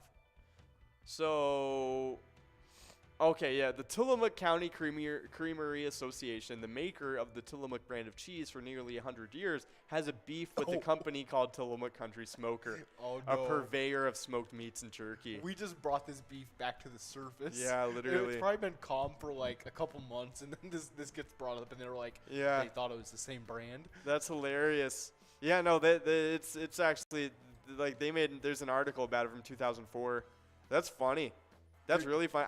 Cheese company gets sharp with other businesses. I can't even blame them because not only is it the same name, but the packaging looks similar enough. Yeah, to where even the lettering could even get mistaken. That's crazy. Wow. Hey, Wow. I always thought it was just the same. That's crazy. Hey, that's funny. That's really funny. But of course, enough about the beef with the beef and cheese companies. We got Nick JP over at Trail Stop Tavern taking away the line prize. Nice job to you, Nick JP. And it's a shame they can't work together because they can make those like little package sticks like how Jack Links makes. Literally. With like the little and half it been cheese, like the half great. link. It would be great. Why doesn't Tillamook just buy Tillamook? Yeah. That's what I'm saying. I've always liked Tillamook more than Tillamook anyway, Exactly. so I wouldn't mind. But of course, Tillamook ice cream, it is pretty good. I will give it that. Yeah. But Abbott's frozen custard is up next. Interesting. So it has locations up and down the eastern part of the United States. Okay. Cool stuff. Hank's frozen custard is third on the list. Okay. All right, Never Hank. heard of this, to be honest. It's a Pennsylvania-based creamery. Cool. Oh, fruit forward, black raspberry, and then peanut butter flavors. Interesting. Ooh, peanut butter. Yeah, that Sounds would be good. pretty good. Black Oh, and raspberry butter low-key sounds pecan. good too. Ooh, that would be awesome. Awesome stuff. Let's see, Shake Shack they have up next. Interesting. Wow. Really? That is heinous. I would put Culver's custard above Shake Shack. Yeah, but we don't know what's number one yet. No, they would not. No! Oh my goodness. They have Culver's at number one? Let's go. What? Why do they have Culver's? There's no way Culver's is the best custard. They do. No way. That's hilarious. I would even say Tillamook probably has better custard. Just because it's don't like. tell Tillamook. Yeah, I guess not. Oh my God, but hey, we do have Funk over at Carboni's Pizza, CR Billiards taking away the large frame, and we have Nick JP over at Trail Stop Taverns dominating tonight, taking away another must-go prize. Nice job to you, Nick JP. But for this next game, we are going to be taking a quick break, so we'll be back soon with some more Tillamook conversation. Fourth place is Burgar over at Rusty Nail Thief River Falls with 282,650 points. Third place with 286,880 points, we got Devoided over at the Roadside. Second place is Keeves over at Clearwater Corners with 345,205 points. With 367,335 points, find themselves in first place. We got a big-time player, Forget You D, over at VFW Austin. That is some big-time stuff, but on the location side of things, we start off in 10th place with Rusty Nail Thief River Falls with 825,545 points. With 845,790 points right ahead of them in 9th, it's LJ's in Miltona. 8th place now sits with Corner Pocket and Rice with 868,550 points. But with 904,320 points in 7th place, it's American Legion Fridley. 6th place sits with Billy's Rockford with 923,335 points. Then to the 1 million point club. 5th place sits with VFW Northfield with 1,170,665 points. With 1,354,820 points in 4th place, it's Miltona Liquor Store. 3rd place is Howie Sports Bar and Grill in St. Cloud with 1,512,980 points. With 1,643,255 points in 2nd place, it's Mabel Liquor Store. And in first place, last season's champions are holding strong as Poppers in Virginia is in first place with 1,665,140 points. Definitely a great standings. Make sure you guys are signed up at pgl.world to make sure you guys can earn points on those PGL nights, as well as get a bunch of insider information, including a few things about PyCon.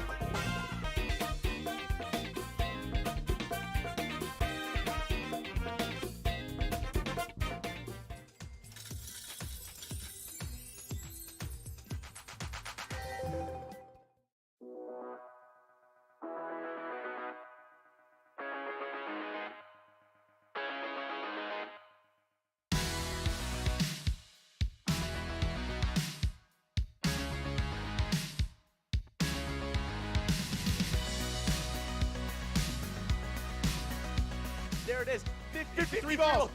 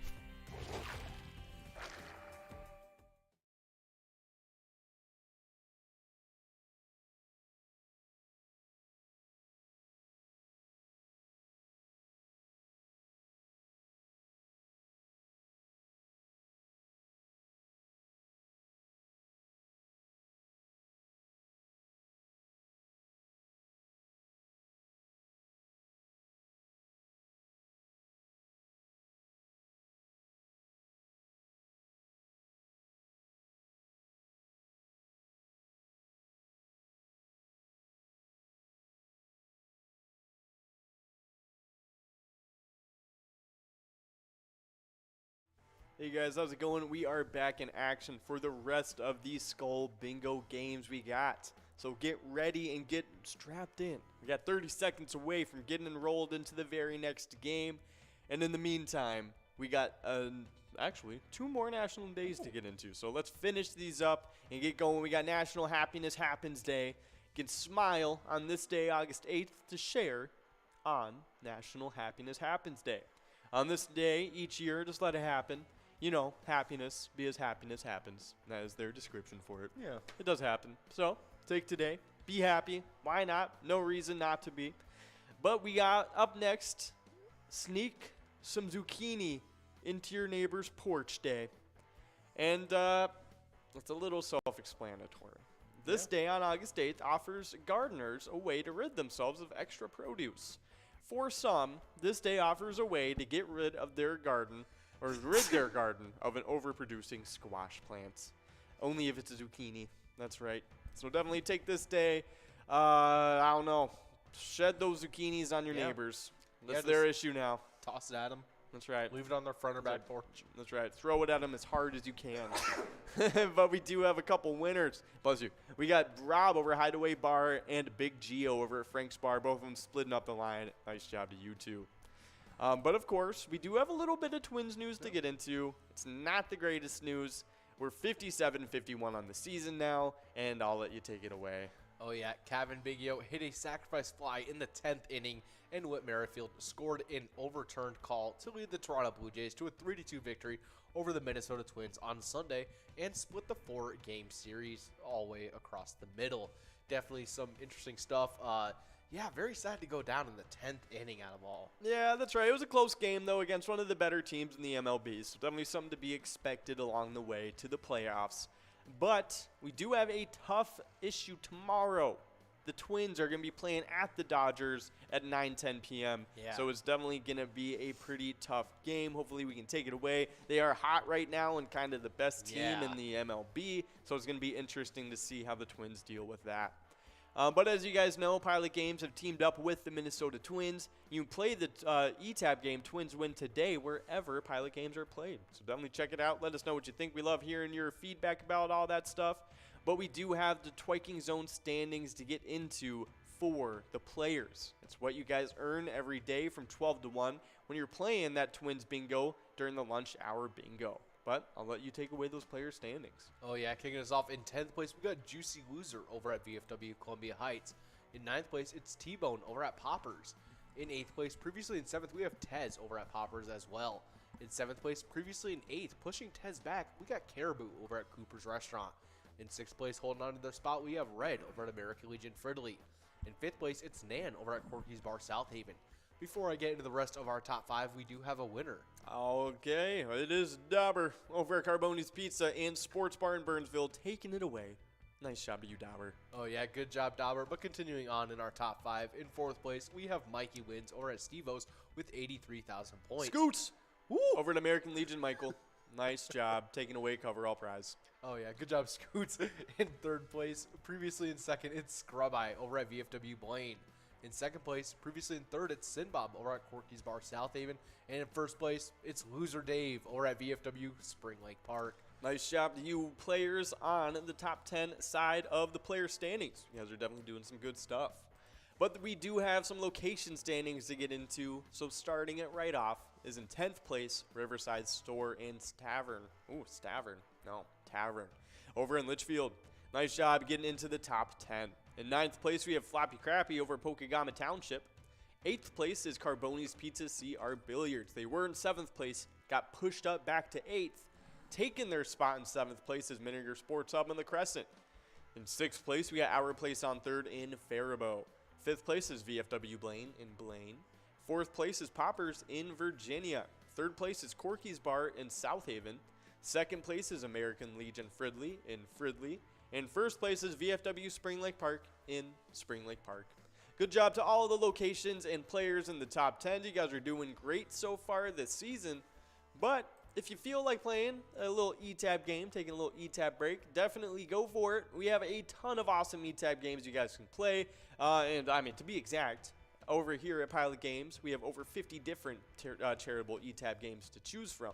Play any of them anytime to win huge prizes up to $1,500.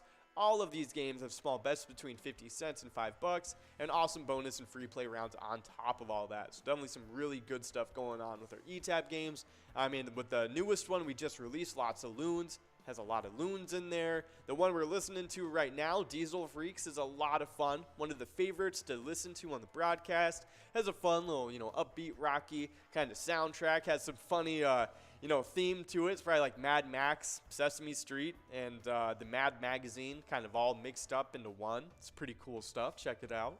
But of course, going away from all of our ETAP stuff, getting into this next game of Skull Bingo. While you guys are trying to get at these prizes on the line, large frame and coverall, we do have a little bit of music history to get into. And on this day in 1969, the Beatles shoot the photo for their Abbey Road album cover at the Crosswalk outside Abbey Road Studios, where they're recording. Fans find many nestled clues in the shot of the 4 band members walking in stride across the street, fueling rumors that Paul McCartney is dead. That's right. Yeah. For some reason, a ton of people just made up this weird thing like that Paul McCartney's dead somehow. And I don't think I know the Beatles commented on it. I think they literally said they didn't know for like months. Like there's literally months that went by that the Beatles had no idea anybody thought this at all. Yeah, so 50 years ago, a Detroit DJ accidentally started the biggest hoax in rock and roll history, the Paul is dead craze. It blew up on October 12th, 1969. When Russ Gibb was hosting his show on WKNR. A mysterious caller told him to put on the Beatles' White Album and spin the number 9 intro from Revolution 9 backwards. Okay, this is a different theory, I think. Oh no, it's the same theory. Oh, it is? Okay. So, when Gibb turned on, he aired in the air, he heard the words "Turn me on, dead man." The clues kept coming. At the end of Strawberry Fields Forever, John says, "I buried Paul." What could it all mean? Yep. Yeah, so it was basically like this weird like hoax from like the way they spun the records and stuff, and there's more to go on with it too, and it's hilarious. Yeah, I'm trying to see how it goes with the. Okay. Needless to say, it wasn't true. Paul is not just gloriously alive; he's peaking as a songwriter and performer. Debating. Let's see. But after that was the the last album, yeah. Yeah. While you're looking, we do have another winner. We got Bimetto over at Wild Bill Sports Saloon and Wolfstein over at Carboni's Pizza, CR Billiards. Both of them splitting up that line prize. Nice job to the both of you. But we do have the large frame of $33 on the table and $50 on the coverall must go. So I found the theory that you had explained earlier. On the Abbey. So 2 days later, the Michigan Daily explained the Abbey Road cover as a funeral procession. Yep. The preacher, John in white, the Undertaker, Ringo in black, the corpse, poor Macca, and bringing up the rear, George in blue denim as the gravedigger. Yep. Man, even in conspiracy theories, George gets shafted with the dirty horse. Yep, exactly. Yeah, That's messed up. My grandma told me this whole theory because she heard about it all the time too because she was a huge Beatles fan back then. So that's really, really funny. Yeah. Yeah, that's hilarious.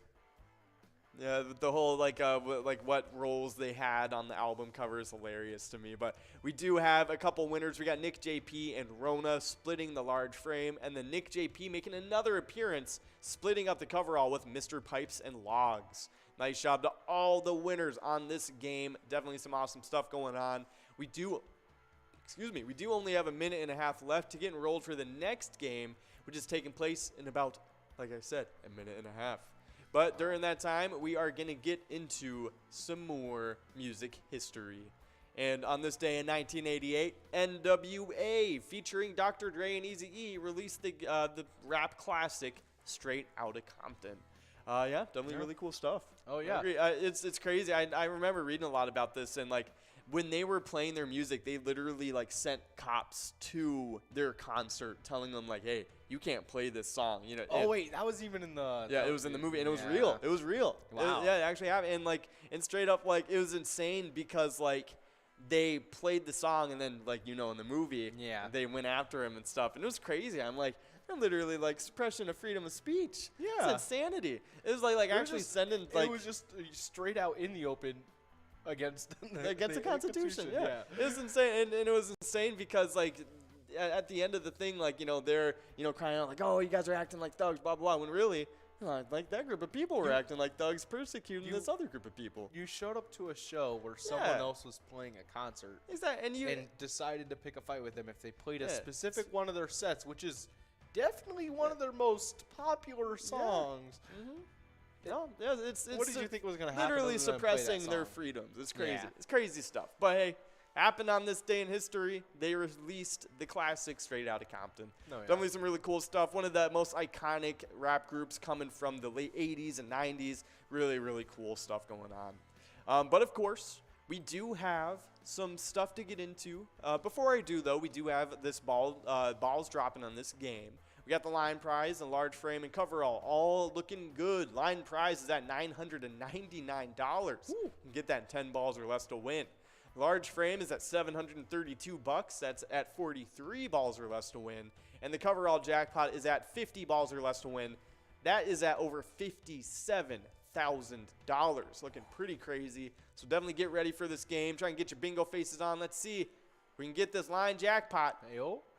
Looking like it. $22 on the must-go prize. And now, we got some stuff to get into, but we do have a winner on the line. Oh, yeah, we got Bamito over at Wild Bill Sports Saloon taking home $22 on that line prize. Good job. Nice job to you. But, of course, we have some really important stuff about PGL stuff to get into.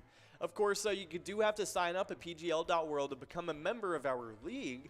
PGL players compete for points and have access to insider information, including a monthly newsletter that has a lot of great stuff in it. But we have a little announcement about a certain something to get into. Oh, yeah, and that is about something very important, which is PyCon. PyCon 2022 will be happening on Thursday, September 15th. We are going back to the Ledge Amphitheater in Wake Park. We had such a great time out there last year. I know John, Ian, and Jordy, they all did. I'm excited to go for my first time. It is going to be such a good time. But this year's special musical guest will be none other than the legendary ZZ Top, which I don't know if there was any way to top Willie Nelson, but ZZ Top. Yeah, Willie definitely Nelson's same amazing. I tier, love them both. 100%. It's definitely some awesome stuff. Selling over 50 million records, the Rock and Roll Hall of Famers will be playing their hits at a very special private event just for you guys. So come on out, hear about all the new products and games from Pilot Games, meet with legislators, and hear some great tunes.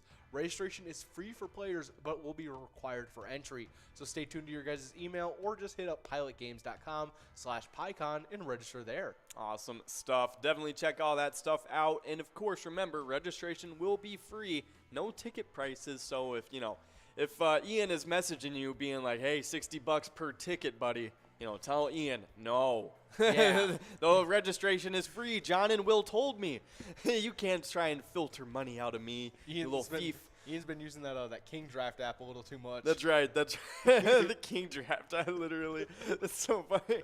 But of course, don't indulge into Ian's fantasy football addiction. Yeah.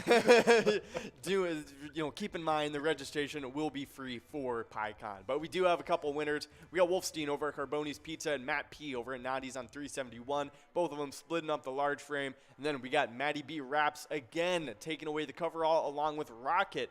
Rocket is playing over Eagles Awatana. Nice job to you two splitting up that coverall prize. Glad to see the Guardians come out to, make some money. 100%. No, I definitely agree. But of course, we do have this next game coming up. And keep in mind, that line jackpot is insane right now. I think it's over $1,000 now. Oh, so yeah. definitely do not miss out on another chance at that line jackpot. It is looking crazy. But definitely keep all that PGL stuff and PyCon stuff in mind. It is coming up soon. Just, again, I'll say PyCon 2022 happening on Thursday, September 15th. But we do only have about a minute left to get enrolled into this next game of Skull Bingo, so definitely get enrolled. In the meantime, I'm going to let you guys know who just signed up for the PGL. And I'm going to give them a quick shout out and, of course, a lot of beginner's luck to try and get them some jackpots and, of course, onto those PGL standings. Starting it off, we got Phil Jur. Then we got Wild Up North. Quirty, 507. Joanne J. Tritt. Ron Diaz, 34. Josie, 95. Ferg, 5530. Kate, Slick, and USS 2020. Nice. Definitely some awesome stuff. Nice job joining up with the PGL, everybody. Hoping to see you guys on those PGL standings or getting a jackpot here soon enough. But, of course, we do have the top 10 standings for the PGL to get into. And this is coming from last week, the end of Wild Wednesday, and it was pretty crazy what happened on that Wild Wednesday. So I'll let you take it away. Oh, yeah, we had a ton of switch-ups going on. Starting us off in 10th place, previously in 9th, we have Tavern over at Claremont Pub. In 9th place, previously in 10th, it's Deb Daniels over at HR Pesties. In 8th place, previously unranked, it's J-Stads over at Bird's Nest. In 7th place, holding on to their spot, we got Chapster over at Moe's.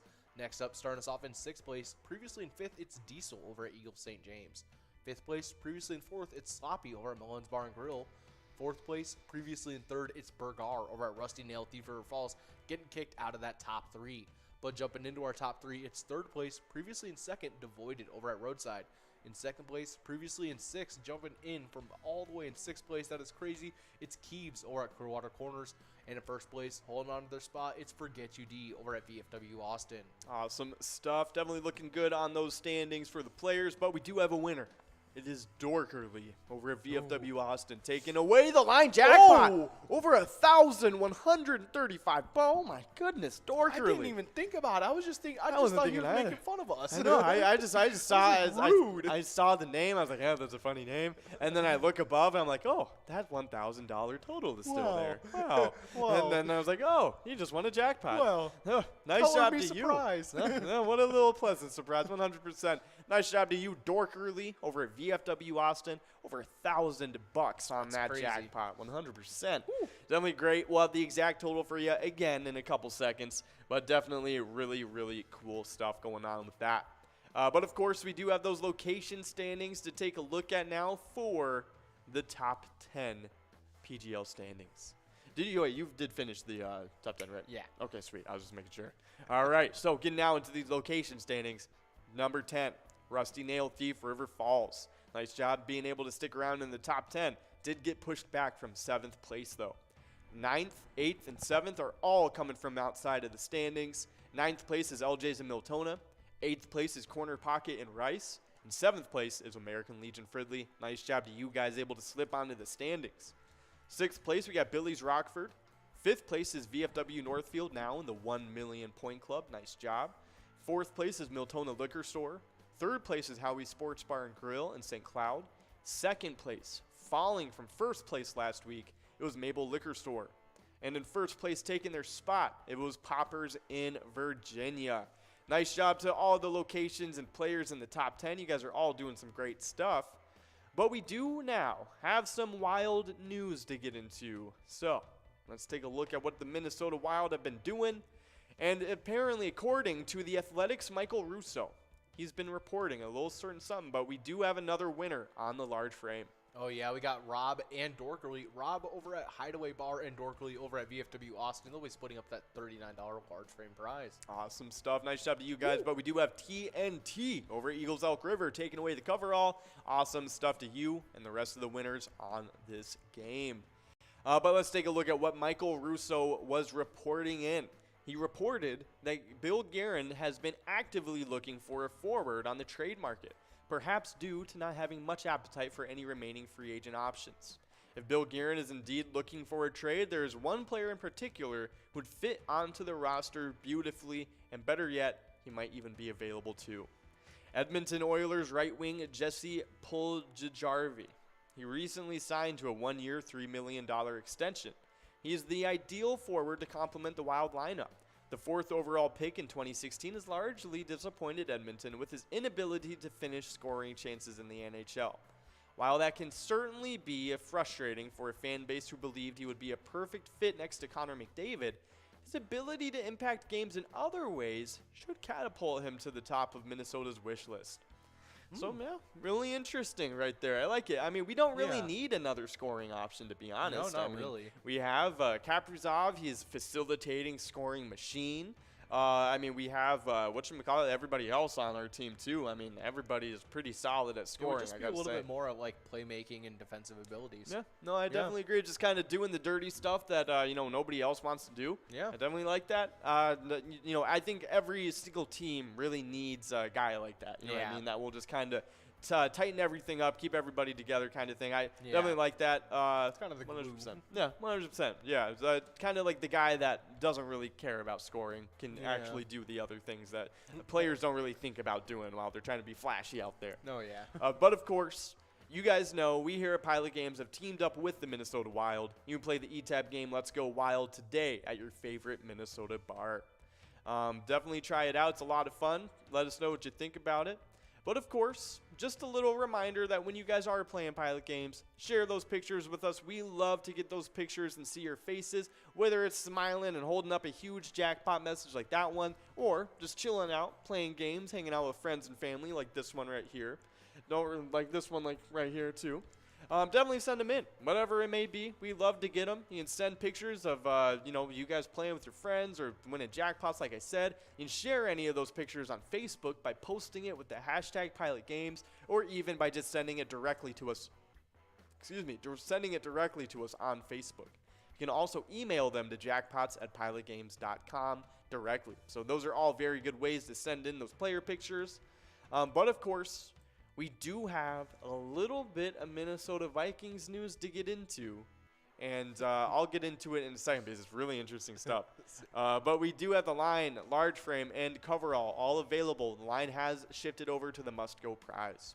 But not a peep has come from a certain Mike Zimmer in the nearly 7 months since he was fired by the Minnesota Vikings. And there's been little to no visual sightings of the former head coach. That is, until this past weekend when Zimmer was at his old stomping grounds, taking in a Cincinnati Bengals training camp practice.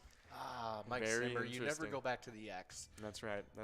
No, Mike Zimmer, Mikey Mike, come on now, come on. Thought you would have known. That's right. But we do have a winner. We got Easy over at Bleacher Sports Bar and Grill taking away the line prize. Nice job to you, Easy. Maybe keep it to yourself next time. I know. You gotta let everyone else know. Yeah, come on. That's pretty funny. But, of course, nice job taking away the line prize anyways. But, of course, Mike Zimmer. That'd be interesting to see him back in Cincinnati. I don't even know what positions they have available. But let's take a look. Mike Zimmer. Let's see if there's anything else that he was doing.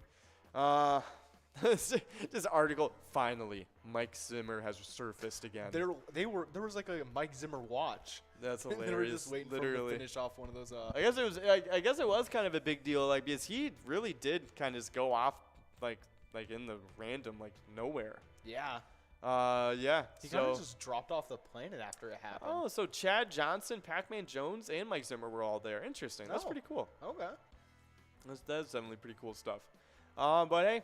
Yeah, Zimmer, obviously the old defensive coordinator there. He was pretty decent with them. And obviously that got him the Vikings head coaching job. And he did pretty good for a while. Yeah. He did do pretty good, but it just kind of it got to the point where it was okay, we're not seeing many changes. We're seeing regression, and we're seeing bad choices as well. So it was time to move on. And, that's just needed sometimes, just a fresh, a refresh button kind of thing. And hopefully it works out for us this year, and hopefully this upcoming season works out for Mike Zimmer, too. Hopefully he can get in with the Bengals. That would be cool if he got in with the Bengals. Definitely wish him the best. But we do have a large frame. We got Yezum over at Concordia Lanes, Dave over at Mount Sierras, Dauber over at Carboni's Pizza, and Rob over at Hideaway Bar. On the coverall, we got Dave and Rob both splitting up that coverall. Nice job to the both of you. But that was all the Vikings news. Nice stuff there. For the happy hour standings, we haven't been able to update them since the week before last week. So I'll go into the top 10 just to let you guys know who's there. 10th place, it was a three-way tie between Wolfstein, Crazy Kid, and Jay Surma. 7th place was a three-way tie between Dustball 75, Tesla, and Kirby. 6th place was Lucky Ride. 5th was Chica. 4th was Billany. 3rd was Olars. 2nd was Brother Nate. And 1st was Funk. For the I'm just going to boost through the location standings too really quick. Locations was 10th place, Dugout Bar and Grill in Bethel. 8th place was the two-way tie between the Barrel House Bar and Cafe and William McCoy's of Andover. 7th place was Carboni's Pizza and Sports Bar in Burnsville. 6th was VFW Blaine. 5th, Tasty Pizza Hangar 45. 4th, American Legion Fridley. 3rd, VFW Spring Lake Park. 2nd, Anamia Vets Club. And 1st was Carboni's Pizza CR Billiards. So good job to those locations and players. You guys are doing great. hopefully we'll see you guys reappear on those updated standings soon enough. But we do have some celebrity birthdays to get into, and I'll let you take them away. Oh, yeah, starting us off, born in 1899, we got Clarence Coomer, American Racing Hall of Fame jockey, Preakness Stakes in 1920, 1925, and the Belmont Stakes in 1920 as well as 1928, and the U.S. champion jockey by earnings in 1920. Awesome. Wow. Yeah. No, that's really, really cool stuff. Yeah. Yeah. Hey, he must have been all over his opponents for sure. Yeah. Yeah. Hey, happy birthday to Clarence. But in 1902, we got Paul Dirac. He's an English physicist known for quantum electrodynamics and for winning the Nobel Prize in 1933. Happy birthday to Paul. Nice job. Yeah. But in 1937, we got an American actor. Yeah, in 1937, we got Dustin Hoffman, American actor known for being in The Graduate, Tootsie, Kramer versus Kramer, and Ishtar. Oh, Yeah, that's pretty cool stuff. Yeah, Dustin Hoffman. I recognize the name. I'm not going to lie. I can't really And then place when I his saw face right now. Kramer, I was like, he wasn't Kramer in Seinfeld. Oh, yeah. Oh, okay. Yeah. Yeah. Okay. Yeah, Dustin Hoffman. That's funny. Yeah. What This- else is he in? this kind I of- feel like No, he was Rain Rain. He was Man. the Rain Man, I feel dude. like they yeah. just they put in the weirdest movies Yeah, sometimes that's for like what to explain them yeah. as. Well, was he? He was in Hook. Oh, interesting. I wonder who he was in Hook. But we do have a winner. It's Matty B. Raps over at Naughty on 371, taking away the line prize. Nice shout out to you, Matt P. Yeah. Um, Part of Mr. Megorium's Wonder Oh. Emporium. it was a Marathon Man Outbreak. Interesting. Oh, yeah, Matt. Yeah, interesting. That's really cool. Midnight Cowboy. I've heard of that one. Yeah. That's pretty cool. Happy birthday to Dustin Hoffman. Definitely a big name. Yeah. But in 1942, we got Henry Hawk, misspelled as Henry. Warner Bros. Cartoon character created by Chuck Jones. Looney Tunes and Merry Melody series by Chuck Jones. And he first debuted in the Squawkin' Hawk. Oh, nice. Pretty cool stuff. Henry Hawk. I'm guessing we know who he is. Yeah. Let me take a look. Henry Hawk. Oh, yeah. Oh, yeah. Oh, yeah. That That's little pretty fella. funny. Yeah. Cool. That's pretty. I never really knew his name, to be No, honest. Yeah. no, there's so many random cartoon characters I just don't remember their Yeah, names. exactly. Yeah, that's pretty funny stuff. Hey, happy birthday to you, though. That's Yeah. pretty cool stuff. But up next, we got born in 1981, Roger Federer, Swiss tennis player, 20 Grand Slam singles titles, and I think he's might be the #1 tennis player right now. Isn't that who that no, that was something versus McEnroe. Yeah. So he was he's a Swiss professional tennis player. He's ranked yeah. Okay, so he was ranked world #1 by the Association of Tennis Professionals for 310 weeks, including a record 237 consecutive weeks, and finished as the year-end #1 5 different times. Wow. Let's see, tennis world rank. I want to see the rankings right now. Yeah. It might not be him. No, it's not him right now. Where is he actually on this? So I'm just Roger Federer. He might not even be the top 10 right now. I don't think so. Interesting. Wow. Not even top 20. Where is he, bro? Whoa. Who knows? Does he not play? Oh, okay. So he must be inactive right now. I thought he was still playing, to be honest. No. That's really interesting. But we do have a winner. Woo. We got a couple winners. We got Britt over at Bleachers, Rob over at Hideaway Bar, both of them splitting up the large frame. And we got Linny over at Bolus Liquors and Cold as Ice over at Municipal Liquor Store Ackley, both of them splitting up the coverall. Nice job to all the winners on this game. Definitely some awesome stuff going on. But let's take a look what's going on with Roger Federer. So he is a player. Yeah, I don't know. He might not be playing still. Let's see. Is he still playing tennis? Apparently he's whatchamacallit, he hasn't really been playing. Okay. Oh. Roger Federer is currently tied for 803rd rank and previously held the record for most time at #1 until Novak Djokovic broke it. Federer held the 97th rank before the start of the 2022 Wimbledon, but now has 0 points because the rankings are based on a player's results over the last year. Yeah, so he hasn't really played in the past year, I guess. Yeah, so that makes it makes sense. you just drop instantly. Yep, that makes sense. Okay.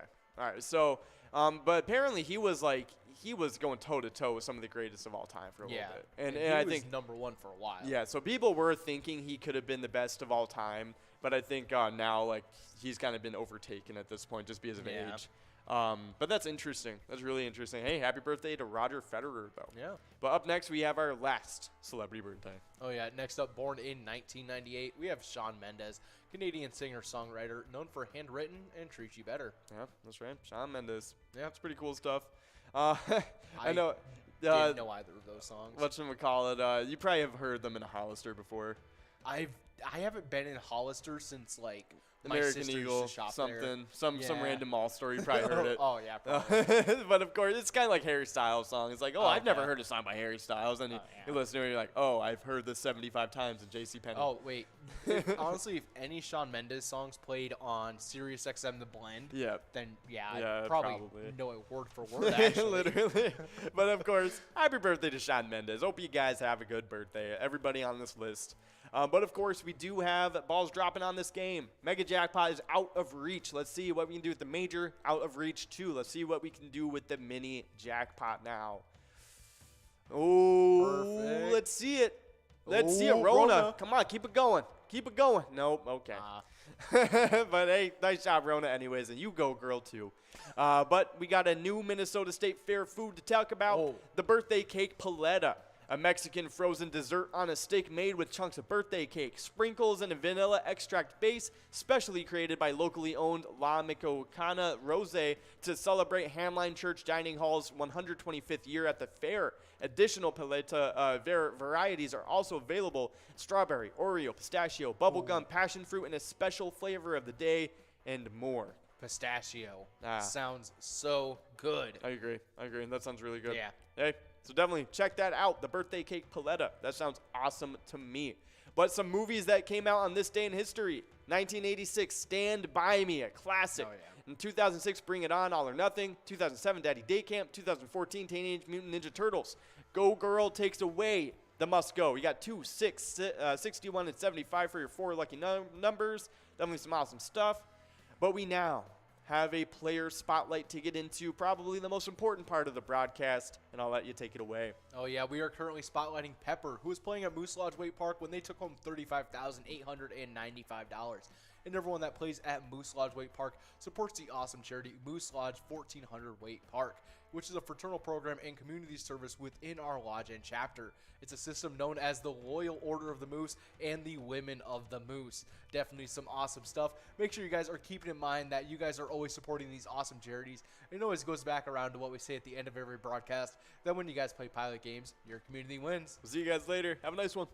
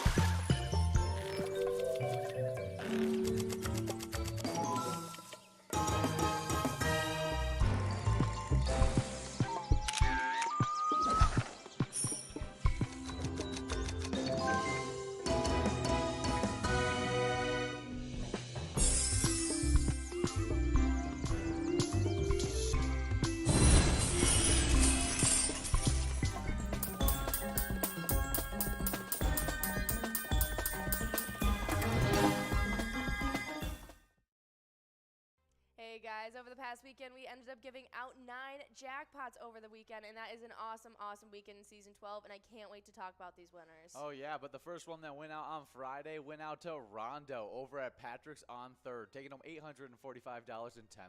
Nicely done. Next up, we had Gio on Friday over at Bleachers, taking home $1,195.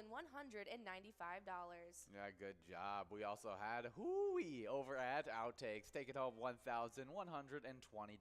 That's right. And then Saturday got started off right with the largest jackpot of the weekend, going out to Bliss over at Carboni's Pizza CR Billiards, taking home $6,175.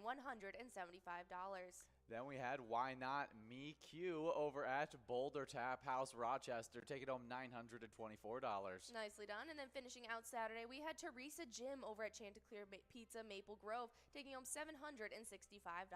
Well, to start off Sunday, we had Betty over at Manana Hilltop Tavern, taking home $3,789. Nicely done. Next up, we had Rox Jim over at Adagio's, taking home $886. Yeah, and the final jackpot of these lovely 9 jackpots